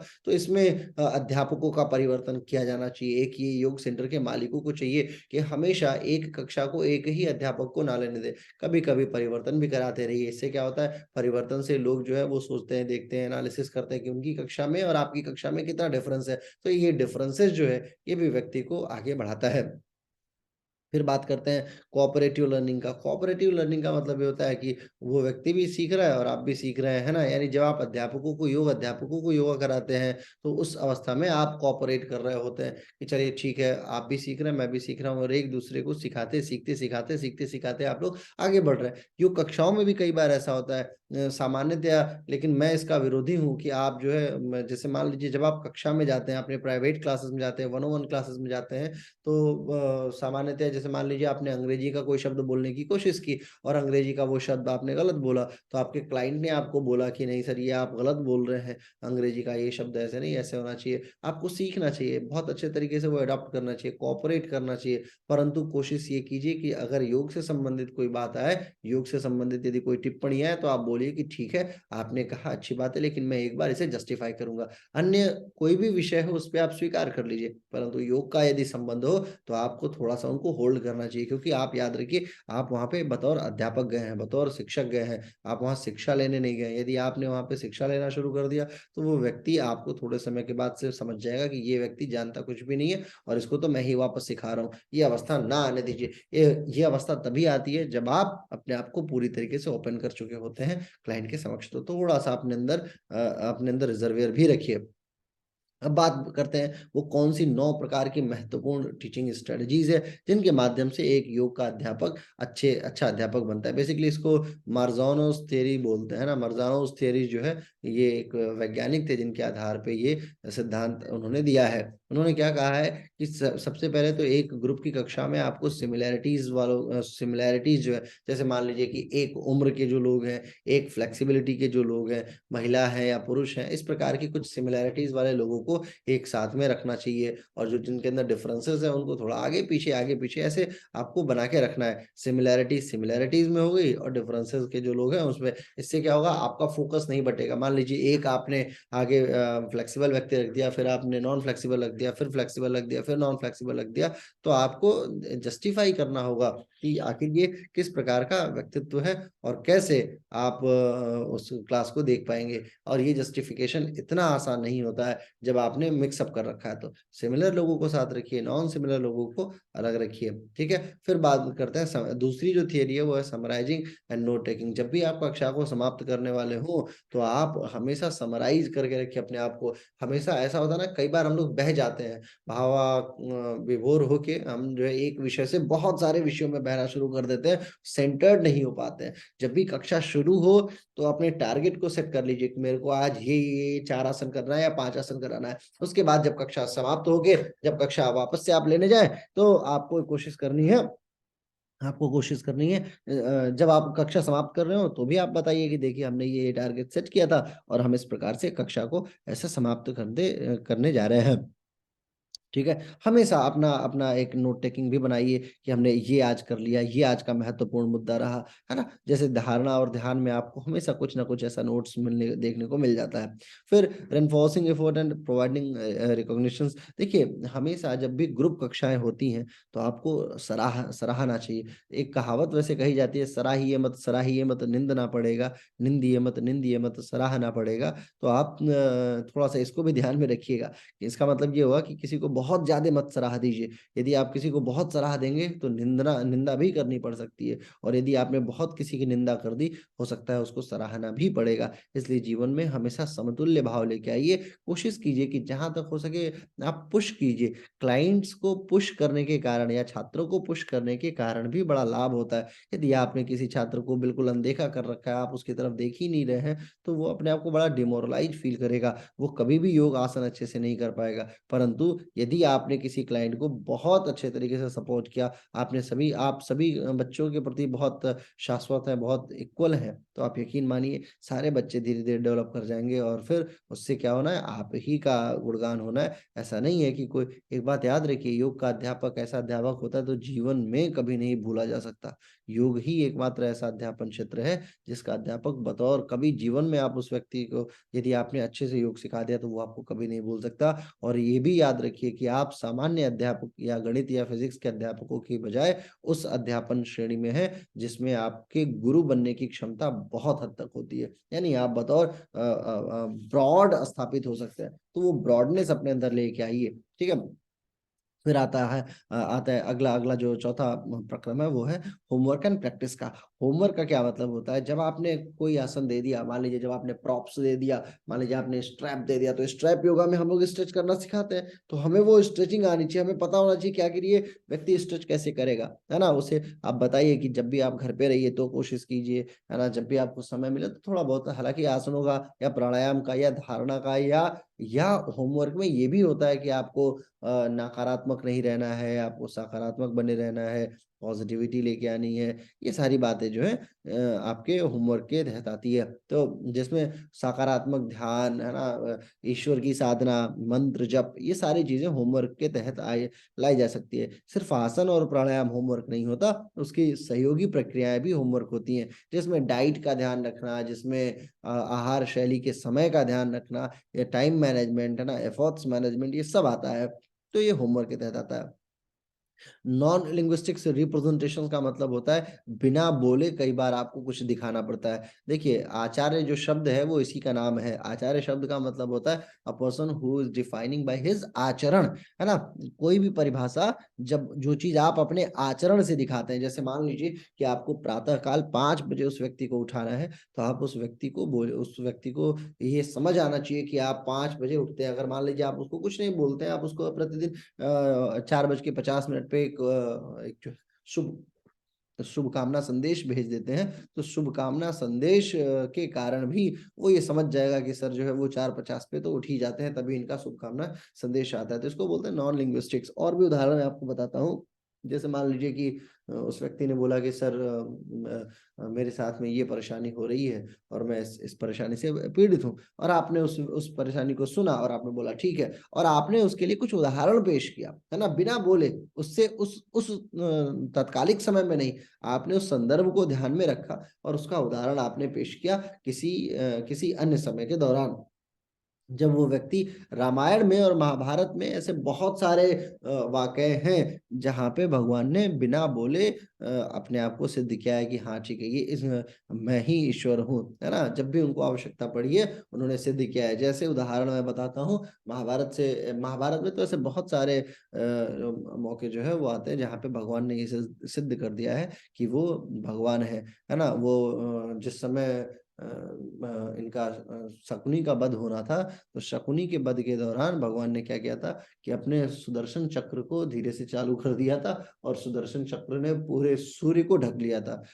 शकुनी के नहीं, इनका जो इनके जयद्रथ और जो इनकी जो बहन थी, क्या कहते हैं, दुर्योधन दुर्योधन की जो बहन थी, उनके जो पति थे, उनका जो वध होना था, चूंकि वो संध्या काल तक के संध्या के बाद ही उनको आना था। वो उन्होंने शपथ ली थी कि मैं संध्या तक बाहर ही नहीं आऊंगा, संध्या के बाद, और इन्होंने शपथ ली थी कि मैं आज शाम से पहले मार दूंगा। तो भगवान श्री कृष्ण ने क्या किया कि अपने सुदर्शन चक्र को सूर्य के पास ला के खड़ा कर दिए, तो सबको लगा कि संध्या हो गई, शंख बजने लगे थे, और जैसे ही वो निकल के बाहर आए, वो बाहर निकल के आए और इधर से इन्होंने अपने चक्र को हटा लिया। फिर बाद में इन्होंने भीम ने इनको अर्जुन ने इनको मार दिया। तो ये क्या था, ये भगवान ने नॉन वर्बल, है ना, नॉन लिंग्विस्टिक्स, कुछ बोला नहीं, बिना बोले ही उन्होंने इस कार्य को संपूर्ण कर दिया। और ये संपूर्णता नॉन लिंग्विस्टिक रिप्रेजेंटेशन के तहत आती है। योग की कक्षा में भी हमें ऐसा बहुत बार करना पड़ता है, जहां पे आप अपने आचरण से, जब आचार्य आप कहे जाते हैं तो आपको अपने आचरण से ही प्रदर्शित करना होता है, बोल के प्रदर्शित नहीं करना होता है। आप बार बार ये मत बोलिए कि नहीं जी नहीं, मैं ये नहीं खाता, मैं नहीं खाता, मैं नहीं खाता, पता लगे आप खाए जा रहे हैं, खाए जा रहे हैं। ऐसा नहीं है। आपने यदि नहीं खाया है, जैसे प्याज का निर्धारण होता है, यदि आपने प्याज कभी नहीं खाई है, तो आपको ये दर्शित करना ही होगा कि आप नहीं खाए। एक बार बता दीजिए और जीवन भर उसका उसका अनुरक्षण कीजिए। ये नहीं कि आपने कक्षा में कोई बातें बोल दी 10 मिनट के लिए, और फिर कक्षा से बाहर निकलते ही आप कक्षा के तुरंत बाहर जाके आप जो है वो गोलगप्पे खा रहे हैं और उसमें प्याज खींच खींच के खाए जा रहे हैं। तो ये इन सारी बातों का बड़ा ध्यान रखिए। लिंग्विस्टिक अप्रोच बड़ा इंपॉर्टेंट है, नॉन लिंग्विस्टिक अप्रोच भी इंपॉर्टेंट है। लिंग्विस्टिक अप्रोच को क्या कहते हैं, लिंग्विस्टिक अप्रोच के द्वारा ही नॉन लिंग्विस्टिक अप्रोच का जन्म होता है। नॉन लिंग्विस्टिक का मतलब जहां पे किसी बात को नहीं बोलना है, उस बात को ना बोलने के लिए जिन बातों को बोलना है, वो लिंग्विस्टिक अप्रोच कही जाती है। जैसे मान लीजिए कि फॉर एग्जाम्पल मैंने बोला कि मेरे को प्यास, मैं पानी नहीं पीता, तो मैं सपोर्ट के तौर पे बोलूंगा कि ये जो गिलास है, ये मेरे घर में ऐसे ही खाली रहती है, इसका कोई उपयोग नहीं है। मैंने ये नहीं बोला कि मैं पानी ही नहीं पीता। तो मैंने जो नहीं बोला, जिन बातों को आपने समझा, वो क्या है, नॉन लिंग्विस्टिक है। तो नॉन लिंग्विस्टिक को सिद्ध करने के लिए भी कई सारी लिंग्विस्टिक्स बातें बोलनी पड़ती है। तो आप अध्यापन में इस शार्पनेस को रखिए। कक्षा में, योग की कक्षा में आपको इसके प्रति हमेशा सजग रहना चाहिए। फिर बात आती है कोऑपरेटिव लर्निंग की। जिंदगी में कई बार ऐसा होता है कि जहाँ पे सहयोग के बिना योग नहीं हो सकता। ये कहावत भाई बहुत अच्छे से कही जाती है कि पहले सहयोगी बनो फिर योगी बनो, है ना। अब जब तक आप योगी बनना, यदि आपको योगी बनना है तो सहयोगी बनना बड़ा जरूरी है। यदि आप सहयोग ही नहीं कर पाएंगे तो आप योग क्या करेंगे।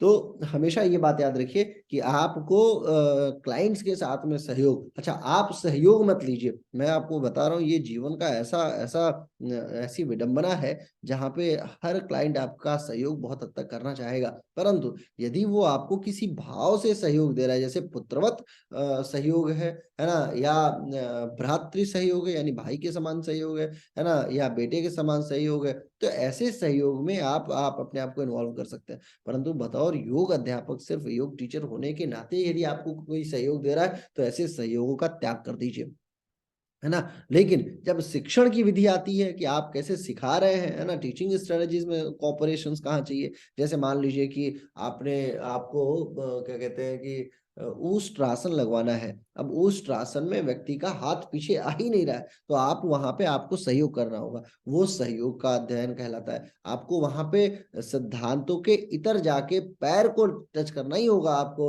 उनके कमर पे, क्योंकि यदि आपने पैर नहीं लगाया, सिद्धांत ये कहता है कि आप किसी को पैर से नहीं छू सकते, महिलाओं को तो विशेष रूप से नहीं छू सकते, है ना। परंतु यदि वहां पे आपके सामने अप्रोच ये है कि यदि आप पैर नहीं लगाएंगे और वो आसन उनके लिए अनिवार्य है, वो आसन को करना जरूरी है, तो आप ये बात मान लीजिए कि आप गलत हो जाएंगे। आपको पैर लगाना चाहिए, आपको सपोर्ट करना चाहिए और फिर उससे क्या होगा, वो उस आसन को करना सीख जाएँगे। तो ये कोऑपरेटिव लर्निंग हो गई। परंतु इन सारी बातों के इतर मैंने 2 बातें आपको बताई कि एक तो सहयोग कभी आप मत लीजिए जीवन से संबंधित। आसन से संबंधित सहयोग की बात है, तो वहाँ पे आप दोनों एक-दूसरे का संपूर्ण सहयोग कीजिए। आप दोनों का मतलब क्लाइंट और अध्यापक, है ना? परंतु यदि आपका जीवन से संबंधित कोई सहयोग है, तो आपका ये धर्म है कि यदि किसी व्यक्तिगत रिश्ते में यदि आप नहीं मतलब ऐसा होता है ना कई बार आप कोई रिश्ता डेवलप करना शुरू कर देते हैं और वो डेवलपमेंट बहुत पॉजिटिव होती है, पॉजिटिव वाइब्स के तहत आती है, तो लिया जा सकता है, वो धर्म सम्मत होता है। ये सारी बातें मैं आपको धर्म के आधार पे बता रहा हूँ, ऐसा नहीं कि हवा में ही मैंने बातें बोल दी हैं। इन सारी बातों का मेरे पास संस्कृत का श्लोक है, संस्कृत के क्या कहते हैं कि उपक्रम भी हैं और रेफरेंसेस भी है, इसलिए मैं आपको ये बातों को आपके समक्ष पेश कर रहा हूँ। आगे बात करते हैं setting objectives and providing feedback. ये भी लर्निंग का बड़ा ज़बरदस्त तरीका है। आपने 1 महीने का गोल रख रखा है, आपने 2 महीने का गोल रख रखा है, 1 किलो वज़न घटेगा, 2 किलो वज़न घटेगा, तो इन गोल्स के आधार पे जब आप चलेंगे ना, छोटे-छोटे गोल्स बनाइए। बहुत लंबे-लंबे गोल्स के पीछे मत जाइए कि एक ही बार में 8 किलो वज़न घटा दूँगा, नहीं। कोशिश कीजिए कि 15 दिन में 500 ग्राम घटाएँगे, 15 दिन में 500 ग्राम घटाएँगे, 1-1 किलो, 2-2 किलो धीरे-धीरे चलिए और उसको कंसिस्टेंट बनाइए। सफलता का सबसे मूल मंत्र जानते हैं क्या है? कंसिस्टेंसी को बरकरार रखना। सफल होना बड़ा आसान काम है, लेकिन सफल बने रहना बड़ा कठिन कार्य है। सफल बने रहने के लिए आपको कंसिस्टेंसी बनाए रखना होता है और वो कंसिस्टेंसी बरकरार रखने के लिए जो एफर्ट्स होता है, वो सफलता के एफर्ट से दोगुना होता है। यानी कि सफल होने के लिए यदि आपने मान लीजिए 1 किलोमीटर की दौड़ लगाई है, तो आपको उस 1 किलोमीटर को सेकंड भर में मतलब 4 मिनट में कंप्लीट करने के लिए जिन दौड़ों का जो प्रतिदिन आप अभ्यास करते हैं, वो कई 100 मिनट आप दौड़े होंगे, तब जाके उन 4 मिनटों में आपने उस सफलता को प्राप्त की है। और उस 4 मिनटों में बने रहने के लिए आपको प्रतिदिन जो है वो 10 किलोमीटर तो 5 किलोमीटर दौड़ना पड़ता है। तो इसीलिए मैं कह रहा हूँ कि सफलता को बरकरार रखना सबसे कठिन कार्य है और हमेशा याद रखिए कि आप जो है जिस जो आसनों में आपने ऑब्जेक्टिव सेट किया है, उस ऑब्जेक्टिव पे बने रहिए। फिर बात आती है प्रोवाइडिंग फीडबैक्स के ऊपर, है ना? जब भी आप कोई कक्षा लीजिए, यदि आपने 100 ग्राम वज़न अच्छा ये बात हमेशा याद रखना कि यदि आपने जो किया है, उसका प्रचार नहीं करोगे तो फिर आपका बिज़नेस समाप्त हो जाएगा। ये बिज़नेस के तहत आता है। योगाचार्यों का गुण ये बड़ा मैंने देखा है नहीं होता है। वो कोई चीज़ प्राप्त कर लेते हैं, फॉर एग्ज़ाम्पल मान लीजिए कि उन्होंने ये बोल दिया कि चलिए मैं आपका 2 किलो वज़न घटा देता हूँ और घटा भी दिया, तो भी वो बड़े शांत हैं, वो उसका कोई कोई वो उपक्रम नहीं ले रहे हैं, उसको उसके एडवर्टाइज़मेंट लाभ का उपयोग नहीं कर पा रहे हैं। और फीडबैक भी नहीं ले पा रहे हैं। हमेशा अपने क्लाइंट से, अपने स्टूडेंट से फीडबैक लेते रहिए, क्या चल रहा है, कैसा चल रहा है, जीवन कैसा चल रहा है, योग कक्षा कैसी चल रही है, कोई परेशानी है, तो आप मुझे बताइए, साझा कीजिए और मैं इन परेशानियों को कोशिश ये करूँगा कि कंट्रोल कर लूँ, है ना? जहाँ तक हो सके आप उन फीडबैक्स को लीजिए, जस्टिफाई कीजिए और फिर उसमें सहयोग कीजिए। यदि आपसे सहयोग नहीं हो पा रहा है, कोई बात नहीं, आप अपने सीनियर से एक बार कंसल्ट कीजिए, किसी से नहीं हो पा रहा है तो आप मुझे संपर्क कीजिए, मैं कोशिश करूँगा कि आपकी उन परेशानियों का कोई ना कोई निस्तारण ज़रूर करूँ। और इस माध्यम से आप अपने क्लाइंट्स के साथ में और अधिकता से जुड़ते चलते चले जाते हैं। फिर बाद में लास्ट जो 9वाँ टॉपिक है वो है generating and testing hypothesis. Hypothesis होती है जिसमें आप जो है एक मनभाव बनाते हैं, शून्य हाइपोथेसिस होती है जिसको नल हाइपोथेसिस भी बोला जाता है और इस प्रकार की कई सारी हाइपोथेसिस होती हैं। उन हाइपोथेसिस में हमें देखना होता है कि आपने कोई मान लीजिए कि टारगेट सेट किया, है ना? कि मेरे को ये करना है और उस कार्य को करने के लिए जिन-जिन व्यवस्थाओं में मान लिया कि मेरे को 5 किलो वज़न घटाना है, तो इन मान लिया 5 किलो वज़न घटाने में जो एफर्ट्स आपका लगने वाला है ना? आपको क्या-क्या नहीं खाना है, क्या-क्या नहीं लाना है, कब क्या करना है, किन आसनों का अनुप्रयोग करना है, तो ये सब जनरेटिंग एंड हाइपोथेसिस मेकिंग कही जाती है और इन्हीं हाइपोथेसिस को जैसे मान लीजिए मैंने आपको बोल दिया कि 108 सूर्य नमस्कार कराना है, तो 108 सूर्य नमस्कार करा के मैं आपका 1 किलो वज़न घटाने के प्रोसेस में आगे बढ़ निकला हूँ, तो लेकिन मैंने तो प्लानिंग कर ली, आप कर पाएँगे या नहीं कर पाएँगे, ये होती है टेस्टिंग। जब आपने जो भी एक मनोभाव बनाया है, उस मनोभाव को आपने अपने क्लाइंट्स के ऊपर साझा करना शुरू कर दिया। दैट इज़ कॉल्ड हाइपोथेसिस, है ना? और टेस्टिंग हाइपोथेसिस। अब बात आती है पेडागोजी की। पेडागोजी जो है वो बेसिकली मरियम वेबस्टर जो है उन्होंने जो वैज्ञानिक हैं, इन लोगों ने क्या कहा है कि pedagogy is the art, science और प्रोफेशन ऑफ टीचिंग, है ना? पेडागोजी क्या है? बेसिकली एक कला भी है, एक विज्ञान भी है और ये क्या है? एक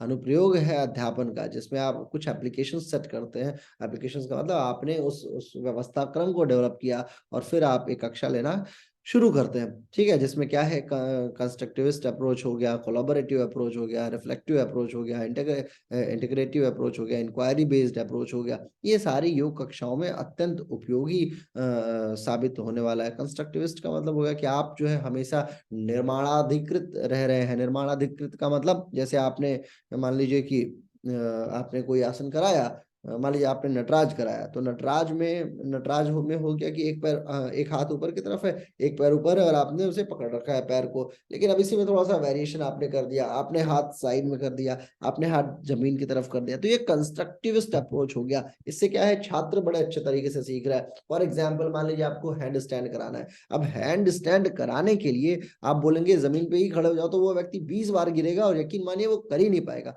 आपको कंस्ट्रक्टिव बनना होगा। इसके लिए क्या करना चाहिए, आपको दीवार का सहारा लेना चाहिए। दीवार के पास आप जाएंगे, पैर को उठाएंगे, बड़े आराम से व्यक्ति दोनों पैरों के माध्यम से अपने हाथ पे बैलेंस बनाना सीख जाएगा। धीरे धीरे धीरे धीरे वो हाथ पे पूरी तरीके से निर्भर हो जाएगा, दीवार की आवश्यकता नहीं पड़ेगी। तो ये होता है कंस्ट्रक्टिव। कोलैबोरेटिव का मतलब होता है आप और वो, शिक्षक और छात्र दोनों साथ इन्वॉल्व होकर अपने कार्यों का जब समर्पण करते हैं। जैसे मान लीजिए बैक बेंडिंग में बहुत सारी ऐसी प्रोसेस होती है जहाँ पे कोलैबोरेशन की बड़ी आवश्यकता होती है, वो कोलैबोरेटिव अप्रोच कही जाती है। रिफ्लेक्टिव का मतलब हो गया कि जो आप कह रहे हैं, कर रहे हैं, वो व्यक्ति दर्शित कर रहा है या नहीं कर रहा है। जो आपने कहा वो रिफ्लेक्शंस में आ रहा है या नहीं आ रहा है, वो व्यक्ति आपको वापस रिवर्ट दे रहा है नहीं दे रहा है। जैसे मान लीजिए आपने कहा बैक बेंडिंग, वो बोला नहीं नहीं नहीं नहीं नहीं दर्द हो रहा है, आपने बोला नहीं करो, वो बोला नहीं नहीं नहीं नहीं। तो ये रिफ्लेक्शन जो है ना, ऐसी कंडीशन में दोनों के बीच में क्लेश होना तय है। और ये क्लेश जो है, क्लेशों के प्रकार आपने पढ़ा ही होगा कि कितने क्लेश, द्वेष, द्वंद्व, है ना, जो 5 आपकी प्रमुख वृत्तियां हैं जो आपको परेशान करती हैं, जो आपकी 5 अविद्या भी है, राग, द्वेष, क्लेश, है ना। क्या क्या है सब सारी आप उनको याद कीजिए। राग, दोष, भय, क्लेश, अभिनिवेश, अंगमिच्छत्व, इस प्रकार के 4-5 प्रकार हैं जो इसके विद्या और अविद्या में भेदों का वर्णन करते हैं। तो रिफ्लेक्शंस बड़ा इंपॉर्टेंट है, वो एक दार्शनिक भाग है। मैं उसमें अभी मेरा दिमाग ही नहीं जा रहा, मैं आपको पढ़ाने में पेडागोजी के विषय में बता रहा हूँ। ठीक है, तो रिफ्लेक्टिव होना चाहिए आपको। ये अप्रोच देखते रहना है कि आपका रिफ्लेक्शंस कितना है, आप अपनी जो बातों को कह रहे हैं उस पर कितना स्थापित हो पा रहे हैं, और वो व्यक्ति उस बात को एडॉप्ट कितना कर पा रहा है। रिफ्लेक्टिव अप्रोच में एडॉप्टेबिलिटी हमेशा साथ चलती है। यदि आपने रिफ्लेक्टिव अप्रोच में एडॉप्टेबिलिटी को नहीं एब्जॉर्व किया है, यदि नहीं उन्हें आपने देने दिया है, वो व्यक्ति उस बात को स्वीकार नहीं कर पा रहा है। मान लीजिए आपने कोई आसन बताया और वो व्यक्ति उस आसन को नहीं स्वीकार कर रहा है, वो मना कर रहा है, तो यहाँ पे रिफ्लेक्टिव अप्रोच गलत साबित होता चलता चला जाएगा और आप किसी भी प्रकार से उस व्यक्ति के उस वांछित रिजल्ट को फुलफिल कर ही नहीं पाएंगे, क्योंकि वो व्यक्ति सहमा पड़ा है, वो व्यक्ति आप पे पूर्ण भरोसा नहीं दे पा रहा है। तो आपको इसके लिए भरोसा भी जीतना चाहिए और कोशिश कीजिए ऐसे आसनों का अनुप्रयोग करें जिन आसनों के आधार पे वो व्यक्ति आपके साथ कंफर्टेबल हो आसन को कंप्लीट कर पाने के लिए। इंटीग्रेटिव का मतलब हो गया कि जहाँ पे आप प्रश्न युक्तता के आधार पे कार्य कर रहे हो। इंटीग्रेटिव और इंक्वायरी, ये दोनों का दोनों जो है लगभग लगभग साथ ही चलता है। इसमें आप देखिए, एक तरफ वो व्यक्ति आपसे लगातार प्रश्न पूछे जा रहे हैं। इंक्वायरी बेस्ड अप्रोच का मतलब जैसे जैसे अर्जुन का अप्रोच है। अर्जुन ने गीता जी में बहुत सारे प्रश्न पूछे कि हे प्रभु, मेरे से ये कार्य नहीं होगा, मैं ये नहीं करूंगा, मेरे मेरे वो तो मेरे चाचा ताऊ है, मैं उन्हें मार नहीं सकता, इससे बढ़िया मैं भीख मांग लूंगा, मैं ऐसे कर लूंगा, मैं वैसे कर लूंगा। तो ऐसे अप्रोचेस में भी भगवान ने ज्ञान दिया है और अंत में रिजल्टेंट क्या मिला है, रिजल्टेंट मिला है जो भगवान चाहे हैं। भगवान चाहे हैं कि अर्जुन मारे तो अर्जुन मारे हैं, भगवान चाहे हैं भीष्म की हत्या में अर्जुन का हाथ हो, तो भीष्म को मारने के लिए अर्जुन ने अपना गांडीव उठाया है, तो गांडीव के द्वारा भीष्म को तीरों से छलनी किया, ये भगवान चाहते थे। और ये इंक्वायरी बेस्ड रहा, है ना। तो वैसे इंटीग्रेटिव का मतलब हो गया कि कई बार प्रश्नों की श्रृंखलाएं इस प्रकार स्थापित हो जाती हैं, व्यक्ति खुद को भूल जाता है ना। कि आसन, जैसे मान लीजिए आपने कोई आसन कराना शुरू किया और आपने बोला कि ये आसन कीजिए और उसने बोला कि इस आसन का लाभ बताइए। अब आप उस आसन के लाभ में बह निकले, या मान लीजिए ग्रुप क्लासेस चलती है, ये इंटीग्रेटिव जो है ये ग्रुप वाले में बड़ा जबरदस्त होता है। एक व्यक्ति के आसन को ठीक कराने में 10 की 10 काउंटिंग या 5 की 5 काउंटिंग समाप्त हो जाती है और व्यक्ति फिर आसन को बाकियों को नहीं करा पाता है। तो आपको हमेशा याद रखना है कि जब भी आप ऐसे इंटीग्रेशन में जाए, जब भी आप कहीं अवकलित हो, अवकलित का मतलब जहाँ पे बड़े से बड़ी काउंटिंग को शॉर्ट कर दिया जाता है ना।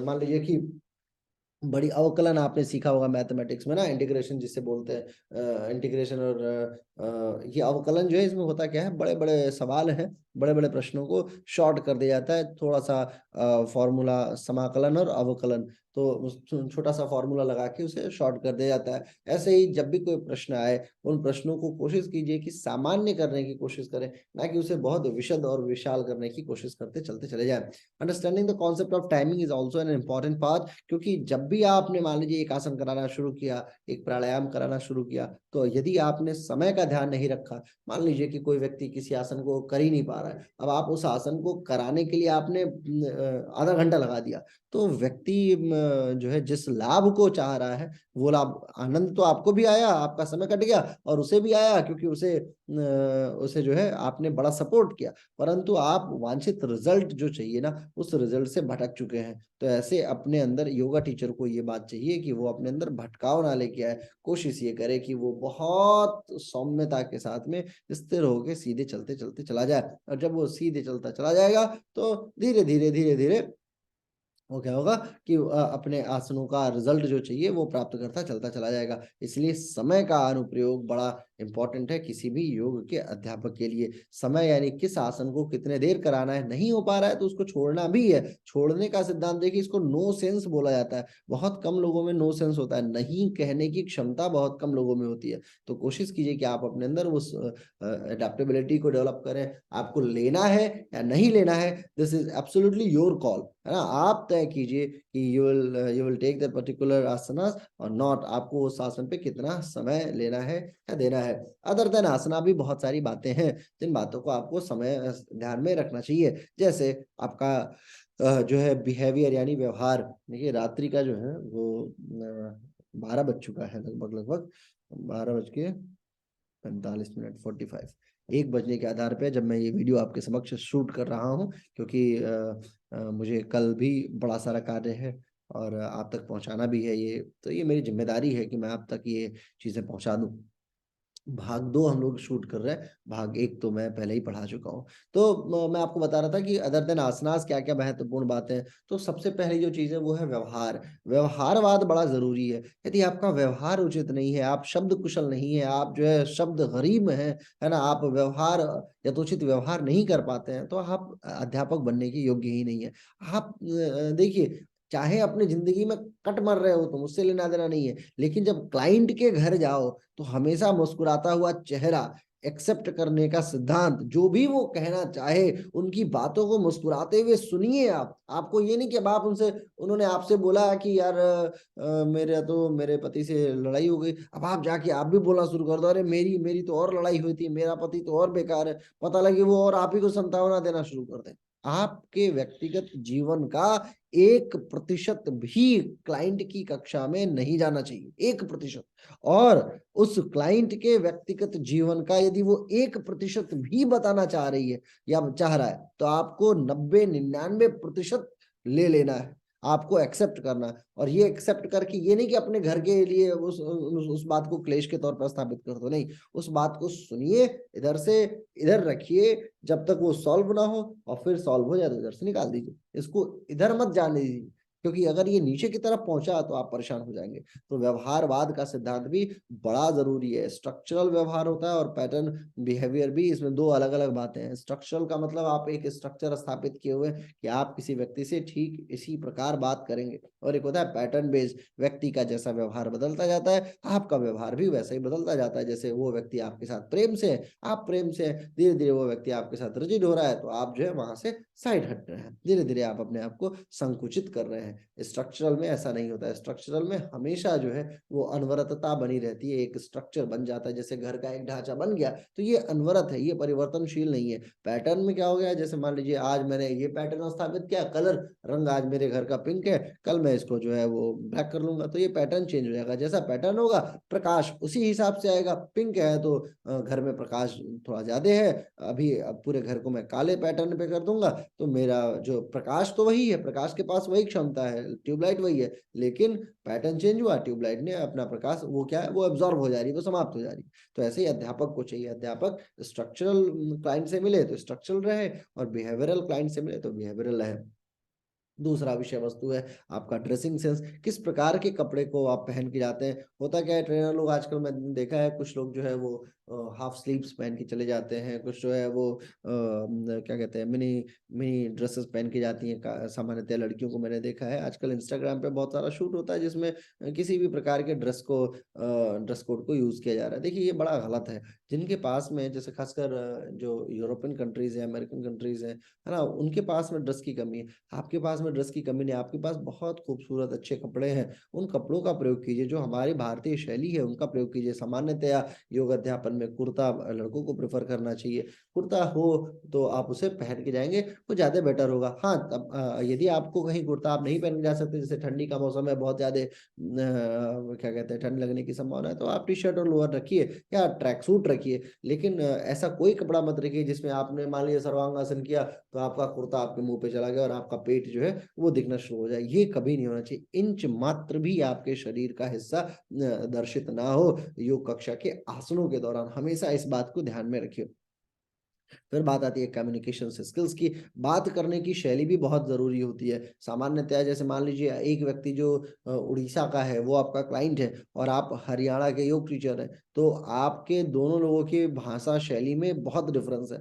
और ये डिफरेंस क्या करेगा, व्यक्ति को परेशान कर देगा, है ना। वो व्यक्ति क्लास कर ही नहीं सकता। वो प्रेफर करता है कि मेरे को उड़िया क्लाइंट मिल जाए तो ज्यादा बेटर है। उत्तर प्रदेश का व्यक्ति तो हर जगह सफल हो जाता है, लेकिन फिर भी बंबई वगैरह में लोग जो है, जो वहाँ के मराठी लोग हैं, वो फिर भी अवॉइड करते हैं। वो सोचते हैं कि अच्छा कोई हिंदी भाषी मिले। तो इसलिए आपको दो कार्य करना है। एक तो अपने मदर टंग पे कंट्रोल करना है। आपकी जो भाषा शैली है, जैसे मान लीजिए मेरी भाषा शैली है, यदि फॉर एग्जाम्पल मैं आपको बताऊं कि मैं पंजाबी हूँ, तो मेरी हिंदी में पंजाबी ना घुस के आए, है ना। मेरी हिंदी में भोजपुरी ना घुस के आए, मेरी हिंदी में मराठी ना घुस के आए, मेरी हिंदी में बंगाली ना घुस के आए। अब बंगाली यदि आप व्यक्ति हैं तो आपकी हिंदी में बंगाली आएगा आएगा, लेकिन आपको कंट्रोल करना है। कोशिश करना है कि आपकी जो मदर टंग है उसका इम्पैक्ट ना आए बहुत ज्यादा आपकी कम्युनिकेशन स्किल्स पे, और आप फिर अच्छी तरीके से शुद्ध संस्कृत निष्ठ हिंदी बोलना जानते हो। संस्कृत निष्ठ हिंदी जो है वो हर जगह सर्वकालिक है, सार्वदेशिक भाषा मानी जाती है। यानी तेलुगु हिंदी में भी अगर आप जाके हिंदी बोलेंगे ना, तो उसमें से संस्कृत के शब्द बहुत सारे कॉमन होते हैं। संस्कृत सर्वकालिक सार्वदेशिक भाषा मानी जाती है। हिंदी जो है वो उस पर मदर टंग का प्रभाव बहुत हद तक देखा जाता है, परंतु कोशिश ये कीजिए कि आप अपने मदर टंग के प्रभाव को कंट्रोल कर सकें। ये भी बहुत इंपॉर्टेंट एस्पेक्ट है योगा टीचर के लिए। कक्षा का शुरुआत जो है वो और कक्षा की समाप्ति का समय, ये दूसरा अत्यंत महत्वपूर्ण टॉपिक है। यदि सपोज कीजिए कि आपने कक्षा शुरू की 8 बजे की क्लास है और आप 8:10 पे क्लास शुरू करते हैं, तो ये आपके लिए बड़ा गलत विषय है। आपको कोशिश क्या करना चाहिए, आपको कोशिश ये करना चाहिए कि आप अपनी कक्षा को जहां तक संभावित हो सके वहां तक जितना प्रोसेस कीजिए, हद तक कोशिश कीजिए कि कक्षा का जो समय है उस कक्षा के समय को आप 5 मिनट पहले शुरू करें, और जब कक्षा समाप्त हो तो कक्षा समाप्ति के उपरांत 2-4 मिनट समय ज्यादा से ही समाप्त कीजिए। 8 से 9 की क्लास है तो 7:55 पे आप उस जगह पे पहुंच जाइए, और 9 बजे क्लास खत्म हो तो 9:05, 9:10 तक आप उस व्यक्ति के साथ रहें। तो इससे क्या होता है आपका तो 5-7 मिनट ही गया, परंतु उस व्यक्ति के अंदर आपके प्रति सम्मान बहुत ज्यादा होता है। यदि आप 2 मिनट 3 मिनट भी पहले निकल जाएंगे ना, तो वो व्यक्ति सोचेगा कि इसको पैसे तो मैं पूरे घंटे के देता हूँ, और ये आदमी जो है वो 5-10 मिनट पहले भाग जाता है, लेट आता है हमेशा। तो ये कभी मत होने दीजिए। फिर आपका पर्सनल केयर केयर भी बड़ा जरूरी है। जैसे मान लीजिए कुछ लोग होते हैं जो ये जो पुरुष वर्ग है वो दाढ़ी उल्टी सीधी रखता है ना, वो बड़ी सी बना रखी है, और बाल अच्छे से कंघी नहीं है, डस्ट लगा पड़ा है, आंखों में जो है वो कीचड़ है, कानों में जो है वो वैक्स है दुनिया भर का, नाक में से बिंदु निकल के आ रहा है, चेहरे पे पूरी गंदगी लगी पड़ी है, नहाया नहीं है व्यक्ति, सुबह 5 बजे वाली क्लास लेने जा रहा है और बिना नहाए क्लास लेने पहुंच गया। तो इन सारी चीजों से भी बड़ा बेकार इम्पैक्ट पड़ता है। योग की कक्षा सांस्कृतिक कक्षा मानी जाती है, तो सांस्कृतिक कक्षा में आपको सांस्कृतिक बने रहना भी है ना। थोड़ा सा हल्का सा परफ्यूम लगाइए, ये नहीं कि लगा लिया कोबरा का सेंट जो है वो चारों तरफ महके जा रहे हैं, पूरी क्लास जो है वो छींक रही है आपके चक्कर में। तो ये सब नहीं होना चाहिए। थोड़ा सा आपको पर्सनल केयर पे ध्यान देना है, और अतिशय मात्रा में भी नहीं। जैसे लड़कियां हैं उनको ये नहीं कि अब ओवर लिपस्टिक लगा लिया, ओवर मेकअप कर लिया, ये आंखों के ऊपर लगा लिया, है ना, ये दुनिया भर की चीजें हैं, और बड़ा बड़ा कान में पहन ले, ये सब करके योगा क्लास नहीं होती है। योगा क्लास सामान्य तौर पे होती है, सामान्य स्थिर बन के, जहां तक हो सके बहुत सारी अंगूठी वगैरह पहन के भी मत चले जाइए, है ना, बहुत सारा हार वगैरह पहन के, सोने का सामान पहन के। आप योग के शिक्षक है, आपको ये जो मेटालिक चीजें है ना, इससे थोड़ी सी दूरी बना के रखनी चाहिए। फिर बात आती है आपकी हॉस्पिटैलिटी की, आप किस प्रकार से कितने, देखिए 2 चीज़ें हैं। आप जब किसी के घर पे जाते हैं तो व्यक्ति आपको बहुत सारा ऑफ़र करता है, सर पानी पी लीजिए, सर ये खा लीजिए, सर वो खा लीजिए। ये सब अवॉइड कीजिए। जहाँ तक हो सके कोशिश कीजिए कि किसी के घर खाएँ ना, यदि खाते भी हैं तो योग की कक्षा के उपरांत बहुत थोड़ा-सा हल्का-सा लीजिए। ये नहीं कि खाते हैं आप घर पे 20 रोटी तो उनके यहाँ भी 20 रोटी खींच दी आपने। ये सारा कार्य जो है वो आचरण के विरुद्ध है और बिल्कुल नहीं किया जाना चाहिए। किसी भी के भी घर जाके यदि आप खा ज हो सके हद तक कोशिश कीजिए कि अवॉइड करें। यदि मान लीजिए कोई बहुत प्रेम के वशीभूत हो के आपको आमंत्रित करता है, तो थोड़ा-सा जो है कक्षा के उपरांत कीजिए। ख़ासकर यदि प्रैक्टिकल क्लास हो, तब तो बिल्कुल मत खाइए। थियोरेटिकल क्लास हो तो चलेगा भी, लेकिन प्रैक्टिकल क्लास हो तो बिल्कुल मत खाइए। हाँ, अनटिल अनलेस आपका इतना मतलब यदि मान लीजिए जैसे होता है किसी-किसी के साथ में बहुत प्रेम डेवलप कर जाता है, तो या बहुत संबंध जो है बड़े गूढ़ संबंध स्थापित हो जाते हैं, तो मानवीय मूल्यों का भी हनन मत कर दीजिए। ये नहीं कि सर जी ने बोला है कि नहीं खाना है तो नहीं खाना है तो नहीं खाना है ना? मैं युद्ध कर लूँगा लेकिन नहीं खाऊँगा, नहीं ऐसा नहीं है। आपको कोशिश करना है कि यदि कोई मानवीय मूल्य जहाँ पे आए, वहाँ पे आपको उसका ध्यान देना चाहिए। मानवीय मूल्यों पे आप हमेशा आगे रहिए। कृष्ण के पास पहुँचे सुदामा, था उनके पास चावल का दाना, तो कृष्ण ने कभी भी चावल के दाने को ऐसा नहीं है कहा कि नहीं, नहीं मैं नहीं खाता, मैं तो राजा हूँ और राजा का ये धर्म नहीं होता। राजा जो है सामान्यतः पहले जो विदुर नीति के अनुसार राजधर्म ये होता है कि राजा किसी के द्वारा दिया हुआ भोजन नहीं खा सकता। लेकिन मानवीय मूल्यों और मित्रवत व्यवहार के कारण से कृष्ण वो चावल का दाना खाते भी हैं और उस दाने के एवज में उधर एक महल भी तैयार होता है। इसलिए आप हमेशा कोशिश कीजिए कि जहाँ तक हो सके ना खाएँ, यदि खाते हैं तो आप उनके लिए अपने प्राण ऊर्जा का भी अनुप्रयोग करने में कभी पीछे मत हटिए। फिर ये वाला लास्ट टॉपिक जो है योर टच, ये बड़ा इंपॉर्टेंट है। आप किस प्रकार से किसी क्लाइंट को छूते हैं। कई बार ऐसा होता है कि हस्बैंड वाइफ योगा कर रहे होते हैं 2 लोग, तो आप जब पत्नी को सामान्यतः जैसे किसी आसन को की पोज़ को ठीक कराने के लिए पत्नी को छूते हैं, तो ये बात पत्नियों को अच्छी नहीं लगती। या अगर मान लीजिए आप महिला टीचर हैं और आप पुरुष को टच कर रही हैं, तो ये बात पत्नियों को अच्छी नहीं लगती। तो इन सारी चीज़ों का भी आप ध्यान रखिए। जहाँ तक हो सके अपने क्लाइंट्स को टच करने से बचिए अनटिल अनलेस बहुत ज़रूरी ना हो, और यदि ज़रूरी भी हो तो आपको शरीर के सेट अंगों का पता होना चाहिए, किस आसन में कहाँ आपको कितना टच करना है। ये नहीं कि पूरी तरीके से झूल जाए, है ना? जैसे क्लाइंट्स जो है वो आपस में एक-दूसरे की सहायता करते हैं, मैंने देखा है बड़ा हास्यास्पद होता है। तो वो जब एक-दूसरे की सहायता करते हैं तो एक-दूसरे को बिल्कुल पकड़ के उठाते हैं उनको पैर, बोले दोनों पैर एक आप जाइए सहायता कीजिए, तो वो क्या करेंगे उनका दोनों पैर को अपने से बिल्कुल जकड़ लेंगे, फिर उठाएँगे। ये सब नहीं होना चाहिए। आपको क्या करना है, आपको पता होना चाहिए कि कितने इशारे से बहुत हल्के तरीके से ये सारा काम हो जाएगा। इसके बाद मुद्रा बंध होता है, ये भी बड़ा महत्वपूर्ण है। मुद्रा बंध के लिए तो एक पूरी की पूरी वीडियो लगेगी, क्योंकि आपको बंध के विषय में जानना है। उद्यान बंध होता है, जालंधर बंध होता है, मूल बंध होता है, ये प्राणायाम के दौरान हो जाना चाहिए। मुद्राओं का भी ध्यान, आकाश मुद्रा, ज्ञान मुद्रा, है ना? उसके बाद फिर पृथ्वी मुद्रा, जल मुद्रा, तो इन सारी मुद्राओं का भी ध्यान होना चाहिए, और ये इसके लिए आपको मुद्रा विज्ञान आना चाहिए, बंध विज्ञान आना चाहिए। आसन प्राणायाम मुद्रा बंध की पुस्तक तो आपके पास हो ही हो एटलीस्ट, ताकि आप उस बात को समझ पाएँ कि कैसे किन मुद्राओं का अध्ययन किसके लिए ज़रूरी है। अब बात आती है प्रॉप्स की, कि प्रॉप्स जो है वो कितना इम्पोर्टेंट है आपकी कक्षा के लिए। तो प्रॉप्स देखिए, ब्रिक्स हो गया, स्ट्रैप हो गया, टेबल हो गई, चेयर हो गई, है ना, एरियल हो गया, इन सब के ऊपर भी आपको एक क्लास करनी चाहिए। आपको जानना चाहिए कि किस प्रकार से हम लोग अभी 23-24 तारीख से ऐसी कक्षा करने वाले हैं जिसमें हम लोग प्रॉप्स से क्लास देना शुरू करेंगे। तो उसमें मैं आपको बताऊँगा कि कैसे योगा क्लास में प्रॉप्स का प्रयोग किया जाता है और वो आपकी क्लास को रोचक बना देता है।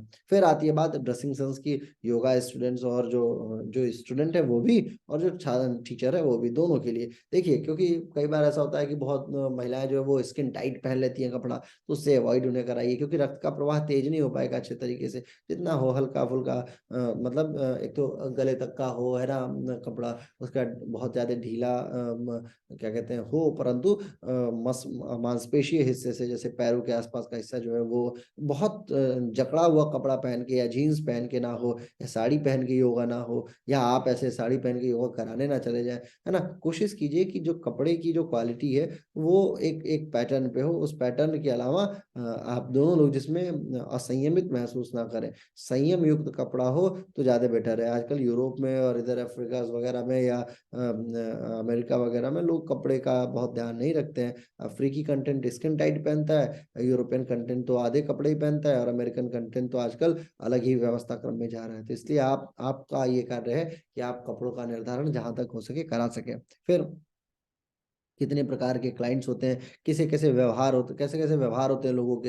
व्यवहारों का भी एक बड़ा अपना जबरदस्त तरीका है। आपको उन व्यवहारों को समझना होगा। लोगों का व्यवहार, क्लाइंट्स का व्यवहार, हर क्लाइंट को एक तरीके से आप ट्रीट नहीं कर सकते। यदि सबके व्यवहार को आपने एक जैसा ट्रीट करना शुरू कर दिया तो आप परेशान हो जाएंगे। आपको उन व्यवहारों को समझना होगा। जैसे रिटायरिंग क्लाइंट्स होते हैं, है ना, जो बात बात पे थक जाते हैं या थके हुए बहुत बहुत ज्यादा बोलना वगैरह नहीं पसंद करते हैं। कुछ जो होते हैं जो एसेंट्रिक लोग होते हैं, है ना, कुछ जो होते हैं वो शाई होते हैं, बहुत सारी बातें नहीं बोलते हैं। कुछ कोऑपरेटिव होते हैं, उनकी बातें वो कोऑपरेट करना जानते हैं, आपके साथ साझा करते हैं। कुछ जो होते हैं वो सोशिएबल होते हैं, उनको समाज की बातों में बड़ा इंटरेस्ट आता है, वो ऐसे किया, वो ऐसे किया, है ना। फिर कुछ होते हैं बहुत कॉन्फिडेंट होते हैं, उनके पास कॉन्फिडेंस की मात्रा ज्यादा है। कुछ सस्पिशियस होते हैं, पैरानॉइड जिसको बोलते हैं, वो शांत बने रहते हैं, किनारे बैठे रहते हैं। वो बहुत ज्यादा आप पे उनको शक रहता है कि पता नहीं करा पाएगा, नहीं करा पाएगा, है ना, या मैं आसन करके ठीक हो पाऊंगी या नहीं हो पाऊंगी, या हो पाऊंगा, है ना। एक होते हैं नॉन कंफर्मिंग, कभी आ रहे हैं कभी नहीं आ रहे हैं।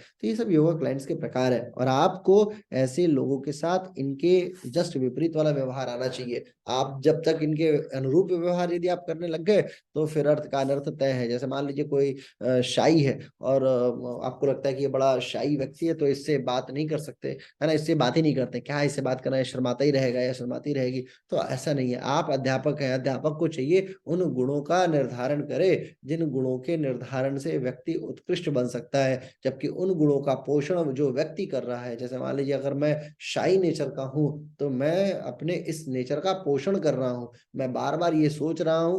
ओशो इस बात को हमेशा कहते हैं कि जिस बात का आप ध्यान रखते हैं वो बात मंत्र बन जाता है। और मंत्र की खासियत ये है, कंटिन्यू फोकस अगर आप किए रहते हैं उसी चीज पे तो वो बार बार आपके दिमाग में चल रहा है, और फिर वो आपके अंदर एक स्थान बना लेता है मस्तिष्क के अंदर। आप ऐसा मत करने दीजिए। कोशिश कीजिए कि आप क्या कहते हैं, उस व्यक्ति के उस व्यवहार का, जिस व्यवहार के कारण वो व्यक्ति प्रताड़ित हो सकता है आगे आने वाले समय में, तो ऐसे व्यवहारों के निर्धारण में सहयोग कीजिए कि वो उस व्यवहार का त्याग करे और उत्कृष्ट बनने की दिशा में आगे बढ़े। कुछ और प्रकार मैंने जो देखा है वो भी मैं आपको बताता हूँ। कुछ लोग शोइंग ऑफ पर्सनालिटी होते हैं। वो बड़ी सी गाड़ी से आएंगे क्लास में, खूब सोने की चेन पहन के आएंगे और हमेशा ओवर कॉन्फिडेंट रहेंगे। आपको बताएंगे सर मेरे पास ये है, ये है, ये।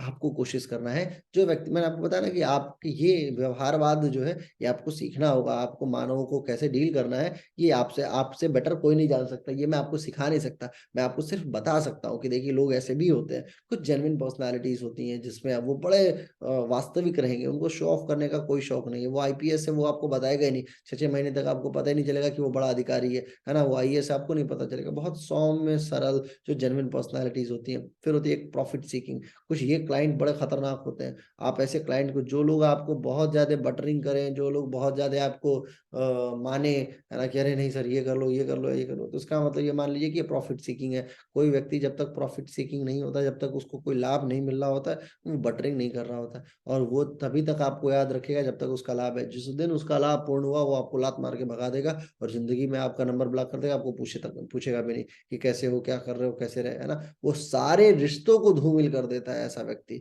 ये जो लोग होते हैं ना, ये लोग बड़े खतरनाक होते हैं और ये समाज के लिए अभिशाप होते हैं। तो ऐसे व्यक्तियों से आपको सीख लेनी चाहिए। यदि आपके पास भी ऐसा कोई क्लाइंट आता है, मिलता है, जिसने एक समय में आपको बेइंतहा प्रेम दिया हो और दूसरे ही पल आपको जो है वो बिल्कुल आपसे बात भी करना बंद कर दे, आपको देखना बंद कर दे, ऐसे लोग होते हैं प्रॉफिट सीकिंग। और प्रॉफिट सीकिंग लोग जो है वो आपसे तो आपका क्या लिया, आपको तो सिर्फ दुख दिया, परंतु वो अपने लिए बहुत सारे दुख का निर्धारण कर लेते हैं। तो प्रॉफिट सीकिंग लोगों से भी आपको अवेयर रहना है। हमेशा याद रखिए, जब भी आप प्रॉफिट सीकिंग लोगों से मिलिए तो आप उनको सिर्फ उनका प्रॉफिट दे दीजिए, आप मत जुड़िए। यदि आप जुड़ गए तो आपको कष्ट होगा। ठीक है। फिर बात आती है रिलेशन मेकिंग पर्सनालिटी। कुछ ऐसे रिश्ते होते हैं जिनका रिश्ता बात ना भी करें तो भी आजीवन उनसे रिश्ता बना रहता है। 6 महीने बाद भी अगर वो बात करते हैं तो भी आपके साथ में वही प्रेम, वही सौहार्द देखने को मिल जाता है। तो रिलेशन मेकिंग वाले जो लोग होते हैं, ऐसे लोगों से भी आपको रिश्ते बनाना चाहिए। और इनके साथ में ऐसा कुछ नहीं है, ये बहुत परेशान आत्माएं नहीं होती हैं। ये बहुत एक एक तारतम्यता के साथ में आगे बढ़ती हैं। कुछ लोग जो होते हैं वो बड़े रिचुअल होते हैं, बड़े कल्चरल होते हैं। तो आपको चाहिए कि जैसे मान लीजिए हम लोग नॉर्थ इंडियन है, तो हम साउथ इंडियंस को जब योगा कराएंगे तो उनके कल्चर्स में और हमारे कल्चर में थोड़ा डिफरेंस है। जैसे मान लीजिए हम हिंदू है और किसी मुसलमान को योग कराने जा रहे हैं, वहां पे मंत्र का जब निर्धारण होगा तो उस समय में आप परेशान हो जाएंगे कि मैं कैसे इसको बोलूं कि ये गायत्री महामंत्र बोले, और वो गायत्री महामंत्र बोलने में भी परेशान होगा। उसको तो योगा चाहिए, वो स्पिरिचुअलिटी तो चाहिए नहीं। तो ऐसी कंडीशन में आप सिर्फ उनको बोल लीजिए कि आप अपने हाथ को जोड़ लीजिए और अपने ईश्वर को याद कर लीजिए, और आप हाथ जोड़ लीजिए और आप अपने ईश्वर को याद कर लीजिए, सिंपल है। तो आपको कल्चरल पर्सनालिटीज के साथ में भी अलग तरीके से डील करना होता है ना। एक होता है रिलेशन टिल वर्क पर्सनालिटी। कुछ लोग ऐसे होते हैं कि जब तक कार्य है तब तक रिश्ता है, कार्य खत्म रिश्ता खत्म। तो ऐसे लोगों से आप भी ऐसे ही डील कीजिए, कार्य खत्म रिश्ता खत्म, कोई बात नहीं। आप किसी से व्यक्तिगत तौर पे जुड़िए मत, क्योंकि आपके कष्ट का वो सब कारण बन जाता है। कुछ फॉरगॉटन पर्सनालिटीज होती हैं, ग्रुप क्लास में से 50 लोग आते हैं तो उसमें से 5 ही 7 लोग को आप याद रखते होंगे। कुछ एक ऐसे लोग होते हैं जिनको आप भूल ही जाते हैं कि अरे ये तो हमारे क्लास में था, फोटो देखते तो याद आता है, अरे हाँ ये भी था। तो ऐसे लोगों के साथ में भी आपको बहुत ज्यादा इंटरेक्ट नहीं करना, बहुत ज्यादा जुड़ना नहीं है। ये सारी चीजें जो है आपको बना के रखनी है। लाइफ लॉन्ग पर्सनालिटीज होती हैं कि जिन लोगों से कभी मिल गए तो उनके साथ उनको कभी आप भूले ही नहीं। फिर आती है बात एंगर मैनेजमेंट का। एंगर जो है वो बेसिकली 3 प्रकार का होता है, पैसिव, ओपन और असर्टिव, है ना। पैसिव जो हो गया वो किसी कोई आप पे गुस्सा हुआ, आप उल्टे उसके पे डबल गुस्सा हुए, है ना। या किसी अन्य माध्यम से कोई आपको धमका दिया क्लास में कि यार कैसे करा रहे हो योगा, ये सब योगा नहीं है। आप बोले अच्छा ठीक है कोई बात नहीं। अब अगले दिन से जब उसको आपने आसन कराना शुरू किया तो इतना तोड़ा उसे, इतना मोड़ा, है ना, कि वो बेचारा दर्द के मारे कराहने लगा। एक योगा टीचर को कभी ये नहीं चाहिए, कभी भी आप आसनों के साथ में बदला मत लीजिए। कोई व्यक्ति आपको पसंद नहीं है वो एक अलग बात है, पसंद नहीं है, लेकिन आसन कराने के दौरान आप किसी के साथ बायस नहीं होंगे, हमेशा इक्वल इक्वल इक्वल ही बने रहेंगे किसी के साथ। जैसे मान लीजिए लोग क्या करते हैं आजकल, गिफ्ट देना शुरू कर देते हैं टीचरों को कि सर ये लीजिए गिफ्ट लीजिए आप। तो टीचर भी क्या होता है, अपने उस क्लाइंट की तरफ ज्यादा उन्मुख हो जाता है, जो क्लाइंट उसे गिफ्ट दे रहा है, जो क्लाइंट उसे ज्यादा प्रेम दे रहा है। तो ऐसा नहीं है, आप गिफ्ट लीजिए वो एक अलग बात है, लेकिन कोशिश कीजिए कि आप सबके साथ में इक्वल बने रहे। ऐसा नहीं है कि आप जो है किसी के साथ में कुछ व्यवहार है और किसी के साथ में कुछ व्यवहार है, ये नहीं होना चाहिए। ओपन एग्रेशन तो होना ही नहीं चाहिए, किसी के सामने डायरेक्ट तो गुस्सा होइए ही मत। अध्यापक है आप, आपका कार्य है सौम्यता, आपका काम है नम्रता, आपका काम है विनम्रता। आप विनम्र बने रहिए, ठीक है गुस्सा आ रहा है एक अलग बात है, उस क्षण तो आप बिल्कुल गुस्सा मत होइए जिस क्षण आपको गुस्सा आ रहा है। गुस्सा होने के लिए वापस आपको कभी समय मिलेगा उस समय हो लीजिएगा, लेकिन उस क्षण मत लीजिए, क्योंकि यदि आप उस समय गुस्सा हो गए तो गुस्से में क्या मुंह से निकलेगा उसकी कल्पना भी आप नहीं कर सकते। इसलिए क्षणिक गुस्सा तो बिल्कुल नहीं होना चाहिए। और असैरिटी की तो बात ही अलग है, कुल मिला के गुस्सा ही आपको नहीं होना चाहिए। कोई भी ऐसा थॉट जिस थॉट से आप परेशान हो, प्रताड़ित हो, ऐसे थॉट्स को अपने अंदर मत आने दीजिए।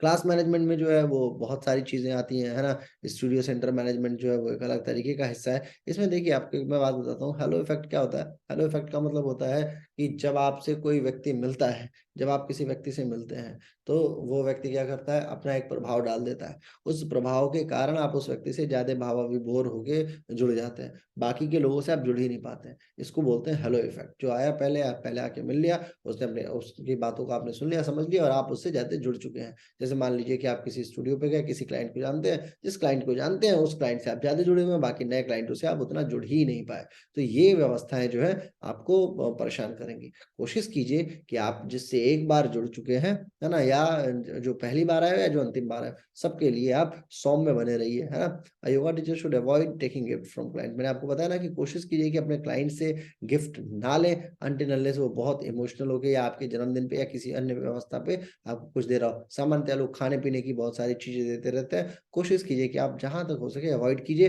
अनटिल अनलेस आप उससे बहुत ज्यादा नहीं जुड़े। मैं बार बार ये बात बोल रहा हूँ कि यदि वो व्यक्ति बहुत मानवीय मूल्यों का हनन मत कीजिएगा कभी, मानवीय मूल्य बरकरार रखते हुए कोशिश कीजिए कि ना ले। यदि उसके बावजूद लेना आवश्यक हो तो लेना स्वीकार करें।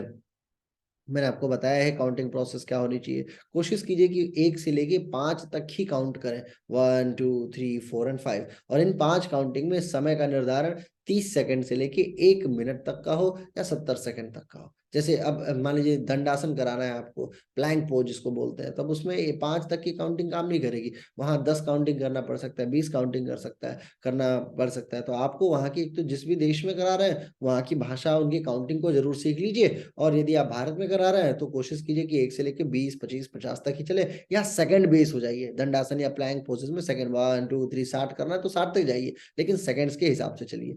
नहीं तो 5 तक ही काउंटिंग रखिए, 5 की काउंटिंग में भी 1 मिनट का समय गुजारा जा सकता है। और इससे क्या होता है, स्लो काउंटिंग से एक मैं बात बताता हूँ लाभ। स्लो काउंटिंग का सबसे जबरदस्त लाभ ये है कि दिमाग जो है ना वो डेवलप करता है बहुत तेज। जैसे मान लीजिए कि मैं आप तीर तराश में बिल्कुल दर्द से करा रहा हूँ, ठीक है, अब आपने बोल दिया एक, अब मैं एक पे रुका हूँ, अब मैं मेरे दिमाग में तो चल रहा होता है दो आएगा, अब दो आएगा, दो आएगा, अब चार आ गया, जब चार के बाद बस पांच आने ही वाला है, पांच आने वाला है, पांच आने वाला है, ये पांच आया। इससे क्या होता है, दिमाग इन्वॉल्व रहता है। नहीं, अगर आप मान लीजिए प्रोसेस गिनना शुरू कर दे, 1 2 3 4 5 6, तो वो व्यक्ति जो है वो आराम से कुछ सोचने लग जाएगा, उसका दिमाग कहीं और चला जाएगा। तो वो सोचने ना पाए, वो आपके साथ इन्वॉल्व रहे, इसके लिए छोटी काउंटिंग्स जो है वो बड़ी यूनिक होती है। बॉडी लैंग्वेज भी बड़ा महत्वपूर्ण हिस्सा है। बॉडी लैंग्वेज ये निर्धारित करता है, फेशियल एक्सप्रेशंस आपका, आपकी भाव भंगिमा, आपकी आंखों की भौहें बताती हैं, आपका आपके मुखार बिंदु से बहुत सारी बातें पता लग जाती हैं कि ये व्यक्ति सोच क्या रहा है, कैसा है। तो ये सब इससे इससे कोशिश कीजिए कि आप अपने क्लाइंटों से बॉडी लैंग्वेज से तो कम्युनिकेट एटलीस्ट ना करें निगेटिव वे में, पॉजिटिव वे में बॉडी लैंग्वेज बहुत जरूरी है। आसनों के प्रति बहुत कॉन्फिडेंट रहिए जब आसन कीजिए। देखिए, एक तो आप सर्कस वाले हैं नहीं, आपको सारे आसन को करके नहीं दिखाना है। कोशिश कीजिए कि 1000 आसनों में से अगर आप 1000 आसन करते हैं तो 900 आसन आप बोल के कराने की क्षमता हो आपके पास में, है ना। 100 आसन आपको डेमो देना पड़े तो अलग बात है, लेकिन 900 आसनों को आपको क्या करना है, बोल के कराने की क्षमता आपके अंदर आनी चाहिए। तो बॉडी मूवमेंट और पोस्चर आना चाहिए आपको, आपके गेस्चर्स। आप जैसे मान लीजिए कि जैसे लोग क्या करते हैं, सो गए, है ना, शवासन में क्लाइंट को करा रहे हैं शवासन, खुद भी शवासन कर रहे हैं, ठीक, उल्टे सीधे पोजेस में योगा मैट पे बैठ रहे हैं। ये सब नहीं, कोशिश कीजिए कि आप बहुत स्थिरता पूर्वक मूव करते रहें, घूमते रहें। खड़े होकर पोजेस चल रही है तो, और बैठने वाली पोजेस में भी कमर आपकी बिल्कुल नीची नहीं होनी चाहिए, हमेशा कमर स्ट्रेट होके बैठे आप जब भी क्लास ले रहे हो। तो मतलब आप अपने बॉडी पोस्चर को हमेशा पॉजिटिव, कॉन्फिडेंट और योगाचार्यों के जैसा बना के रखिए। आई कांटेक्ट हमेशा स्टूडेंट से बनाइए, टच के विषय में हमेशा अवेयर रहिए, कितना टच करना है, कितना नहीं करना है। एक स्पेस बना के रखिए, आप उनके आवरे में मत जाइए। सामान्यतः क्या होता है कि छोटी जगह होने के कारण टीचर और स्टूडेंट दोनों बहुत क्लोज क्लोज बैठ जाते हैं, ये नहीं होना चाहिए। हमेशा कम से कम 2 हाथ का यानी 1 मीटर गैप होना चाहिए छात्र और अध्यापक के बीच में, क्योंकि आप उनके इनर आवरे से आपको दूर होना है। फिर वॉइस भी बड़ा महत्वपूर्ण है। ऐसा नहीं कि बहुत रिजिड वॉइस हो, बहुत तेज हो, बहुत जल्दी जल्दी हो, इरिटेटिव हो, ये सब नहीं होना चाहिए। सौम्य शब्दों का प्रयोग कीजिए, सौम्यता का निर्धारण कीजिए। सौम्यता हमेशा से पूजनीय रही है, इसलिए कोशिश कीजिए कि आप जितना सौम्य हो सके। और अटेंशन भी दीजिए, ये नहीं कि कोई कोई बात कर रहा है और आप उस बात को समझ ही नहीं पा रहे हैं, है ना, और आप जो है किसी और की बात सुने जा रहे हैं। आप सबकी बातों को सुनिए, सबकी बातों को जस्टिफाई कीजिए।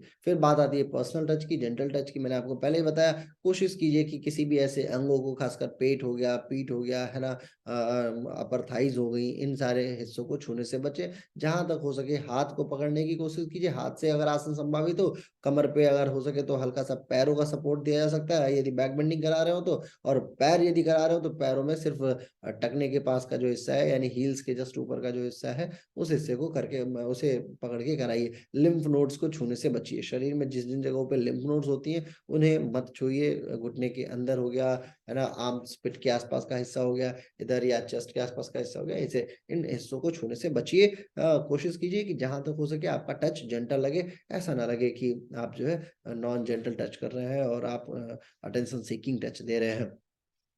फिर कुछ कैरेक्टरिस्टिक्स होती है योगा टीचर्स की, उनको भी आपको अपने अंदर लेके आना है। अच्छा कम्युनिकेशन होना चाहिए, कम्युनिकेशन गैप नहीं होना चाहिए। लिसनिंग स्किल्स बहुत अच्छी होनी चाहिए। जब भी कोई आपसे कोई बात बोले तो आपको सुनना आना चाहिए।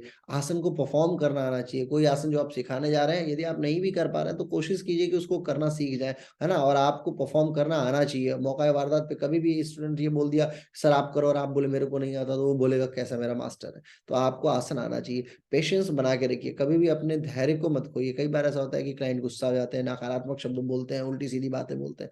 अध्यापक का कार्य ये है कि वो कभी भी पेशेंस का त्याग ना करें। हमेशा पेशेंस बना के रखिए, और पेशेंस आपके लिए आपको बहुत आगे बढ़ाएगा। जब भी कोई आपको, साइकोलॉजी के अनुसार ये कहा जाता है कि जब भी कोई आपको डांटे, उल्टी सीधी बातें बोले, आप सिर्फ उसको जाइए बोले आप ठीक है ना, बस ये शब्द पर्याप्त है। ठीक है, कोई बात नहीं, आप ठीक है ना, सो आप ठीक, बस इतना अगर आप बोलेंगे आप ठीक है, तो भी वो उसके लिए पर्याप्त होगा और उसको सोचने पे मजबूर करेगा। तो आप पेशेंस को मत छोड़िए। एडेप्टेबिलिटी, कई बार ऐसा होता है कि आप डॉक्टर्स को कोई योगा करा रहे हैं और आपने कोई गलत शब्द ले लिया, वो बोला नहीं सर ये है और आपने बोला नहीं सर ये है, तो आप लड़ने मत लग जाइए, आप स्वीकार कर लीजिए कि हाँ सर हो सकता है मैं एक बार चेक कर लेता हूँ, हो सकता है मैं गलत हूँ, मैं एक बार ही देखिए, मनुष्य है, गलती आपसे संभावित है ना? अगर आप गलती नहीं करेंगे तो आप भगवान बन जाएंगे, तो भगवान तो आप बन नहीं सकते, इसलिए भैया भगवान है नहीं आप कोशिश ये कीजिए कि आप जहाँ तक हो सके अडॉप्ट करना सीखिए। यदि कोई चीज़ गलत हो जाए तो इट्स ओके, स्वीकार कर लीजिए, अगले बार से उसको गलत मत होने दीजिए। क्रिएटिव बने रहिए, हमेशा आसनों को बनाने में एक नई क्रिएटिविटी लेके आइए, एक नया कुछ ना कुछ क्लास में नया रोचक कीजिए ताकि लोग आपकी कक्षा में आने के लिए प्रेरित हों। और ये रोचकता आसनों के साथ की जा सकती है, कहानियों के माध्यम से की जा सकती है। तो आप रोचक बनाइए कक्षा को, बोरिंग मत बनाइए। फिर एंगेजिंग हो क्लास में, सभी लोग पार्टिसिपेट करें, सबकी कुछ-कुछ बातें चलती रहें, कोई ना कोई कुछ-कुछ बात बोलता रहे, तो इससे क्या होता है पूरी क्लास एंगेज रहती है। ऐसा नहीं कि सिर्फ 2-4 लोगों के साथ में आप एंगेज हो जाइए, पूरी की पूरी क्लास जो है वो किनारा कर ले। पैशन बना के रखिए, पैशन जो है वो आपको थकने नहीं देगा। अंतिम क्लास सुबह अगर आपने 5 बजे से क्लास शुरू किया, रात के 12 बजे भी क्लास ले रहे हैं, तो भी आप पैशनेट होके रहिए, हमेशा अपने अंदर ऊर्जा बरकरार रखिए। आपका जो कंटेंट हो वो ज्ञान के आधार पे हो, आपकी जो इंस्ट्रक्शंस हो वो क्वालिटी बेस्ड हो, है ना? आपका जो बिलीफ सिस्टम हो वो बड़ा ज़बरदस्त हो, आपका मैनेजमेंट हो पूरी क्लास को हैंडल करने का, है ना? क्लास को मछली बाजार मत बना दीजिए, वो बड़ा महत्वपूर्ण है ना? और फिर आपका प्रोफेशनल बिहेवियर भी बड़ा महत्वपूर्ण है। कुछ रिस्पॉन्सिबिलिटीज़ होती हैं योगा टीचर्स की, जिसको एक तो ये है कि आप जो है आपका मेंटोर कौन है ना? उसके बाद आप जिस जगह पे योगा करा रहे हैं वो घर किसका है, सकारात्मक है, नकारात्मक है, आपके मोटिवेटर्स क्या-क्या हैं, कौन है आप का मोटिवेटर, और आप मोटिवेट करते हैं कि नहीं करते हैं किसी को, आप आसनों को डेमोंस्ट्रेट करते हैं कि नहीं करते हैं, आप अच्छे मतलब अच्छे छात्र भी हैं कि नहीं है। हर जैसे मैं मान लीजिए अध्यापक हूँ, तो उसी समय में मैं छात्र भी हूँ, बहुत सारे लोगों को मैं सुनता भी हूँ, सीखता भी हूँ। है ना? आप अच्छे लिसनर भी बनिए, कोशिश कीजिए कि जो व्यक्ति आप जो बोलते हो, उन बातों को बोलें तो आप बोले भी, जब आपको सुनने की बारी आए, तो अच्छे से सुनिए भी और एक उत्कृष्ट पार्टिसिपेंट बनिए। कुछ स्किल्स मैंने आपको बताया योगा टीचर्स के लिए बहुत आवश्यक है। क्वेश्चनिंग स्किल्स होनी चाहिए, जब वो योगा टीचर बन रहा हो, तो उसके अंदर के लिए कुछ चीज़ें चाहिए होती हैं जो उसको सीखनी चाहिए। क्वेश्चनिंग स्किल्स हो, रिइंफोर्समेंट स्किल्स होनी चाहिए, वेरिएशंस लेके आ सके, एक्सप्लेनिंग स्किल होनी चाहिए, ओपनिंग एंड क्लोजिंग क्लास कैसे ओपन करनी है, कैसे समाप्त करनी है ना? कैसे स्मॉल ग्रुप्स के बीच में डिस्कशन करना है, क्लास को कैसे मैनेज करना है, इन सारी बातों को आपको ध्यान रखना है कि आप एक कक्षा के दौरान किस प्रकार से डील कर पाएँगे।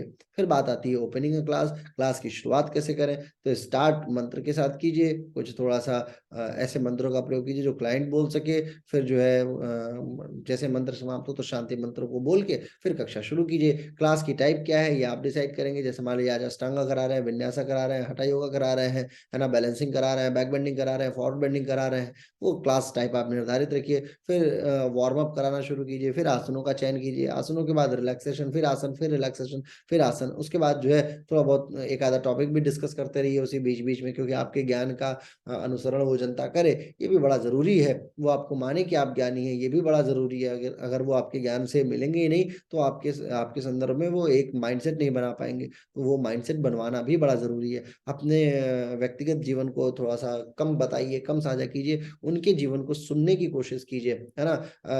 कोशिश कीजिए कि उनके जीवन में क्या परेशानी है। जैसे सामान्यतः जो है आप जो है डिस्कशन कर सकते हैं कि वो कैसे फाइनेंशियली या कोई और मुद्दा चल रहा है, तो उस विषय पे निर्णय कीजिए। कोशिश कीजिए कि उनके पारिवारिक मुद्दों से आप दूर रहें। जैसे मान लीजिए कि एक औरत है, वो योगा कर रही है और वो बता रही है कि मेरी ननद से मुझे ये दिक्कत है, मेरी भाभी से दिक्कत है, मेरे पति से मेरी दिक्कत है, मेरी सास से दिक्कत है, मेरी बहू से दिक्कत है। तो ऐसे निर्णयों में आप दूर हो जाइए। बोले नहीं, नहीं अवॉइड कीजिए। नहीं डायरेक्ट तो नहीं कहा जाता है ना? लेकिन एक एक मंत्र बताता हूँ। If a person says yes that means perhaps, if a person say perhaps that means no, and if a person say no that means he is not a yoga teacher.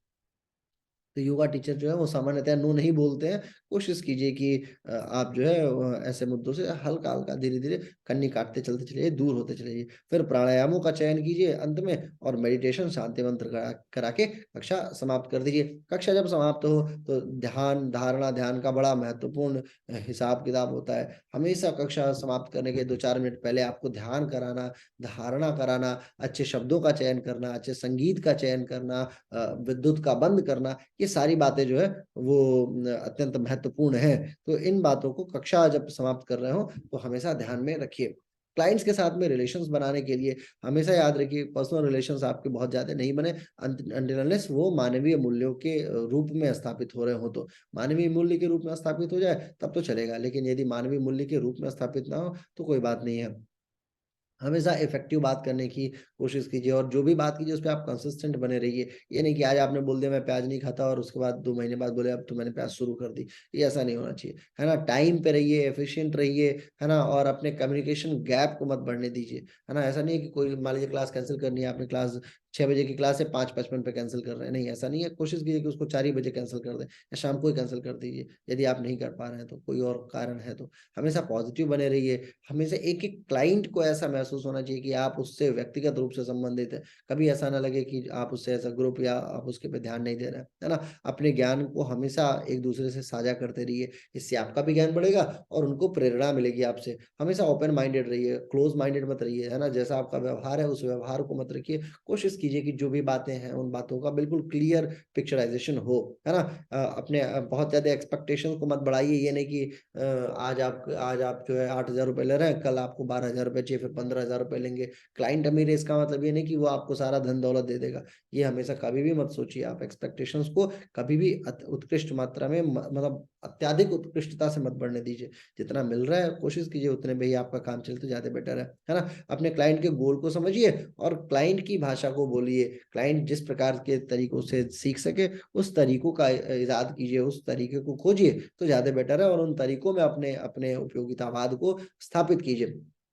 देखिए, कस्टमर रिलेशंस कई प्रकार का होता है, हमेशा ये बात याद रखिए जब भी आप क्लाइंट से योगा क्लास लेते हैं, तो किसी प्रकार से संबंधित होते हैं। कुछ लॉन्ग टर्म होते हैं, कुछ पर्सनल होते हैं, है ना? कुछ जो है होते हैं वो डेडिकेटेड पर्सनल होते हैं, कुछ सेल्फ सर्विसेज़ में होती हैं, ऑटोमेटेड कम्युनिटीज़ और को-क्रिएशन। तो आप अपने कस्टमर से कैसा रिलेशन डेवलप करते हैं, ये आपके ऊपर है। लॉन्ग टर्म रिलेशंस में क्या होता है कि आप किसी क्लाइंट से लंबे समय तक रिश्ता बना के रखते हैं, है ना? जैसे मान लीजिए कोई किसी कंपनी का मालिक है और आप उससे रिश्ता बना के रखते हैं, तो उससे आपका ही लाभ है। वो आपके साथ में लंबे समय तक एसोसिएट रहेंगे, तो आप आपका भी लाभ है, उनका भी लाभ है। कुछ होते हैं पर्सनल असिस्टेंट वाले जिनको चाहिए होता है सिर्फ़ पर्सनल केयर, है ना? वो समाज से और तमाम तरह से लोगों के द्वारा प्रताड़ित हैं, इसलिए वो आपके साथ हैं, तो आप उनको पर्सनल असिस्टेंट भी दीजिए। कुछ जो है वो पूरी तरीके से आप पे ही निर्भर है, जैसे पैरालिसिस वाले जो कुछ केस होते हैं, वो पूरी तरीके से आपके ऊपर निर्भर है। तो ऐसी निर्भरताओं का भी आपको ध्यान रखना है, कोशिश ये करना है कि आप जो है उन निर्भर लोगों की सहायतार्थ कार्य कर सकें, है ना? कुछ ऑटोमेटेड सर्विसेज़ होती हैं, स समाज की जो व्यवस्थाएँ हैं उसमें, और जहाँ पे कुछ व्यवस्थाओं को आप निर्माण कर रहे हैं उसमें, इन सब का ध्यान रखिए, है ना? फिर कम्युनिकेशन जो है उसको समझते हैं, कम्युनिकेशन जो है वो 2 लोगों के बीच में वार्ता करने का क्षैतिज सिद्धांत होता है। वार्ता करने का क्षैतिज सिद्धांत का मतलब ये है कि 2 लोग जब बात करते हैं, उसमें कई प्रकार का होता है। एक अपवर्ड हो गया, एक डाउनवर्ड हो गया, एक लैटरल हो गया, एक्सटर्नल हो गया। तो ये कुछ प्रकार होते हैं कम्युनिकेशंस में, जिसमें आपको 7 सी का सिद्धांत नहीं भूलना चाहिए। हमेशा अपने कम्युनिकेशन में क्लियर रहिए। आपको क्या कहना है, उस क्लैरिटी को, गोल-गोल बातों को घुमा के मत कीजिए। करेक्टनेस होनी चाहिए शब्दों में, शब्द शैली आपकी करेक्ट भाषा का प्रयोग करें, है ना? और ऐसा ना हो कि बार-बार वो परिवर्तनशील हो, ये नहीं होना चाहिए। कंसाइज़ होना चाहिए, ये नहीं कि पूरी की पूरी कहानी सुनाने लगे, लंबी-लंबी कहानियाँ, उसके बाद निकला बाद में कुछ भी नहीं, खुदा पहाड़ निकली चुईया नहीं। कंसाइज़ रहिए, है ना? कोर्टेसी में रहिए, है ना? और फिर कंक्रीट रहिए कि कितना कंक्रीटनेस आपके अंदर चाहिए, कंसीडर कीजिए चीज़ों को और बातों को कंप्लीट कीजिए। ये 7 सी का सिद्धांत है, जो आपको कम्युनिकेशंस के लिए बहुत ज़रूरी है। बिज़नेस कम्युनिकेशन का ये बहुत इम्पोर्टेंट पार्ट है। क्लैरिटी, करेक्टनेस, कंसाइज़नेस, कोर्टेसी, है ना? कोर्टेसी बड़ा महत्वपूर्ण है ना? कंक्रीटनेस, कंसिडरेशंस एंड कंप्लीटनेस, ये 7 सी का सिद्धांत है जो आपको अपने जीवन में उतार के रखना है। और अंत में बात आती है स्पिरिचुअलिटी और मॉडर्नाइजेशंस की। स्पिरिचुअलिटी आपको बना के रखना है। योग एकमात्र ऐसा अध्यापन क्षेत्र है जहाँ पे आप मॉडर्न योगी बनने के बजाय कोशिश कीजिए कि आध्यात्मिक योगी बने। मॉडर्न योगी हर तीसरा व्यक्ति है, आध्यात्मिक व्यक्ति हर तीसरा व्यक्ति नहीं है। आप जो है मॉडर्न बन के ज़्यादा से ज़्यादा 1 महीने तक किसी के ऊपर इम्पैक्ट डाल सकते हैं। लेकिन आध्यात्मिक बन के आप जीवन भर उसके ऊपर इम्पैक्ट बना सकते हैं, और उसके ऊपर बने या ना बने, आपके ऊपर तो इम्पैक्ट बनेगा ही बनेगा। इसलिए कोशिश कीजिए कि आप जहाँ तक हो सके आध्यात्मिक बनिए। आपको मॉडर्न बनेंगे तो आपको योगा से संबंधित, आप योगा से जुम्बा में पहुँच जाएँगे, जुम्बा से जो है आप इन योगा में पहुँच जाएँगे, योगा फ्लो में पहुँच जाएँगे, योगा बियर में पहुँच जाएँगे, जिसका कोई उपयोग नहीं है। और यदि आप आध्यात्मिक बनेंगे तो आपको जो है वो ज्योतिष सीखना शुरू कर देंगे, आप चक्रा हीलिंग जानना शुरू कर देंगे, आप आयुर्वेदा जानना शुरू कर देंगे। तो अध्यात्म जो है वो आपको ज़्यादा स्थापित करेगा बकौल मॉडर्नाइज़ेशंस, क्योंकि मॉडर्निटी जो होती है वो हर 10 साल में परिवर्तित हो जाती है। जिस समय अलाउद्दीन खिलजी था वो भी अपने ज़माने का मॉडर्न ही व्यक्ति था, लेकिन उसके ज़माने की जो मॉडर्निटी है वो आज के ज़माने का बेड़ा गर्क ही है। आप अंग्रेज़ों को देख लीजिए, उनके जो ऑफ़िसर जिस प्रकार की ड्रेस पहनते थे, मॉडर्न ड्रेस पहनते थे, अंग्रेज़ों की जो सेना थी उनके ऑफिसर्स की मॉडर्न ड्रेस हुआ करती थी। वो आज हमारे यहाँ के बैंड पार्टी वाले पहनते हैं, है ना? तो ये मॉडर्निटी जो है वो हमेशा समाप्त होगी, लेकिन अध्यात्म वो उस समय भी सनातन था और आज भी सनातन है, और वो सनातन पुरातन बना रहेगा। इसलिए कोशिश कीजिए आध्यात्मिक बने मॉडर्न बनने के बजाय। पर्सनल एडवर्टाइज़मेंट्स भी बड़ा ज़रूरी मुद्दा है किसी भी कक्षा को पूर्ण करने के लिए। जब आप जाते हैं तो उससे क्या होता है, एक तो माउथ एडवर्टाइज़मेंट से बेटर कुछ भी नहीं है। क्लाइंट्स को यदि आप अच्छे लगे तो वो रेफरेंस देते हैं अपने अपने मित्रों को, अपने भाइयों, अपने सहयोगियों को कि मैं योगा कर रही हूँ इनसे, ये बड़े अच्छे टीचर हैं, आप भी इनसे कीजिए। इससे क्या होता है, आपकी मार्केट अच्छी बनती चली जाती है, आपको बार-बार एडवर्टाइज़ नहीं करना पड़ता है। तो कोशिश कीजिए कि आप अपने अपने रिश्ते के साथ-साथ में अपने व्यवहार को भी कुशल बनाएँ, और ये कुशलता क्या करती है, आपके आपके लिए द्वार खोल देती है कक्षाओं का, आपके सफल होने का द्वार जो है लगभग-लगभग पर्सनल एडवर्टाइज़मेंट से ही आना शुरू हो जाता है। और हमेशा याद रखिए, जब भी दिक्कत आए ज़िंदगी में, कभी भी ऐसा हो कि आप कोई केस नहीं हैंडल कर पा रहे हैं, कोई परेशानी है, तो कभी भी आप अपने सीनियर्स से अप्रोच करने को कष्ट मत मानिए। बड़े आराम से अपने टीचर्स से, अपने स्कूल के सीनियर्स से, सबसे। और जब भी कोर्टेसी देनी हो किसी को, साधुवाद देना हो, तो अपने टीचरों का, मैंने देखा है कई सारे छात्रों को कि वो सीख लेते हैं किसी से। तो जैसे मान लीजिए 4-5 टीचरों से सीखा, तो एक टीचर को उन्होंने बहुत जिनको सम्मान किया उसको खूब सम्मान दे दिया और बाकी वाले को छोड़ दिया। इससे दूसरे वाले को भी दुःख होता है, तो ऐसा मत कीजिए। यदि कोर्टेसी दे रहे हैं तो सब पे सबको दीजिए, सबसे संबंध बना के रखिए, सबको अच्छा अच्छा मानिए और सबसे अच्छी चीज़ें सीखिए, बुरी चीज़ें त्याग दीजिए। अच्छी चीज़ों को सीखने के लिए कौन मना कर रहा है? और सीनियर्स के साथ में संपर्क बनाए रखिए, अपने गुरुओं के साथ में संपर्क बनाए रहिए।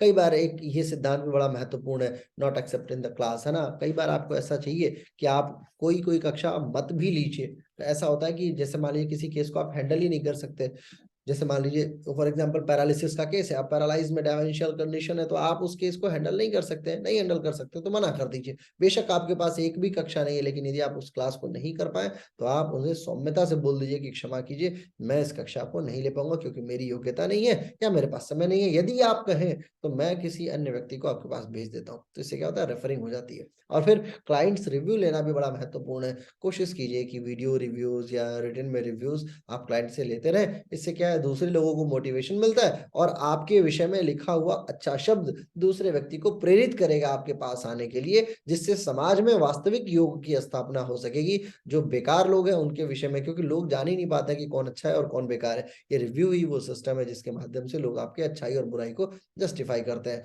और इन्हीं सारे विषयों के साथ में आज मैंने ये जो विषय रखा कि योग कक्षा और योग कक्षा का निर्धारण किस प्रकार करें, योगा टीचर के क्या एट्रीब्यूट होने चाहिए, इन सारी बातों को मैंने आपके समक्ष रख दिया। अपेक्षा है आपको ये विषय अच्छा लगा होगा।